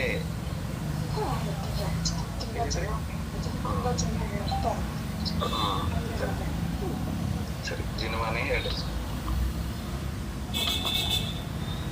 ಸಿರಿಚಿಣವಾಣಿ ಜಗ ಕಲ್ಯಾಣಿ ಜಗಜನ ಮದತಮ ಮೋಹರಿ ಜನವಣ ಹಾರಿ ಗಣಹರ ಹಾರಿ ಜಮ್ಮ ಜರಾ ಭವ ರೋಗ ಹರಿ ತಿಥಯ ರಾಣಂ ದಿವ್ವ ಝುಣಿಂ ಜೋ ಪಡಯಿ ಸುಣಯಿ ಮಹಿಯೇ ಧಾರಯಿ ನಾಣಂ ಸುಖಮಣಂತಂ ಧರ್ಯ ಸಾಸದ ಮುಖ ಪದಂ ಪಾವೈ ಸಾಸದ ಮುಖ ಪದಂ ಪಾವೈ.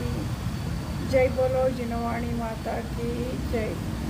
9 ಸಲ ನಮೋಕಾರ ಮಂತ್ರ.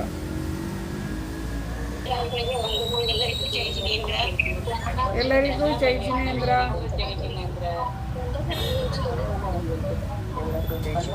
ವಂದನಾ ಪೂಜಾಜಿ, ಎಲ್ಲರಿಗೂ ಜೈ ಜಿನೇಂದ್ರ.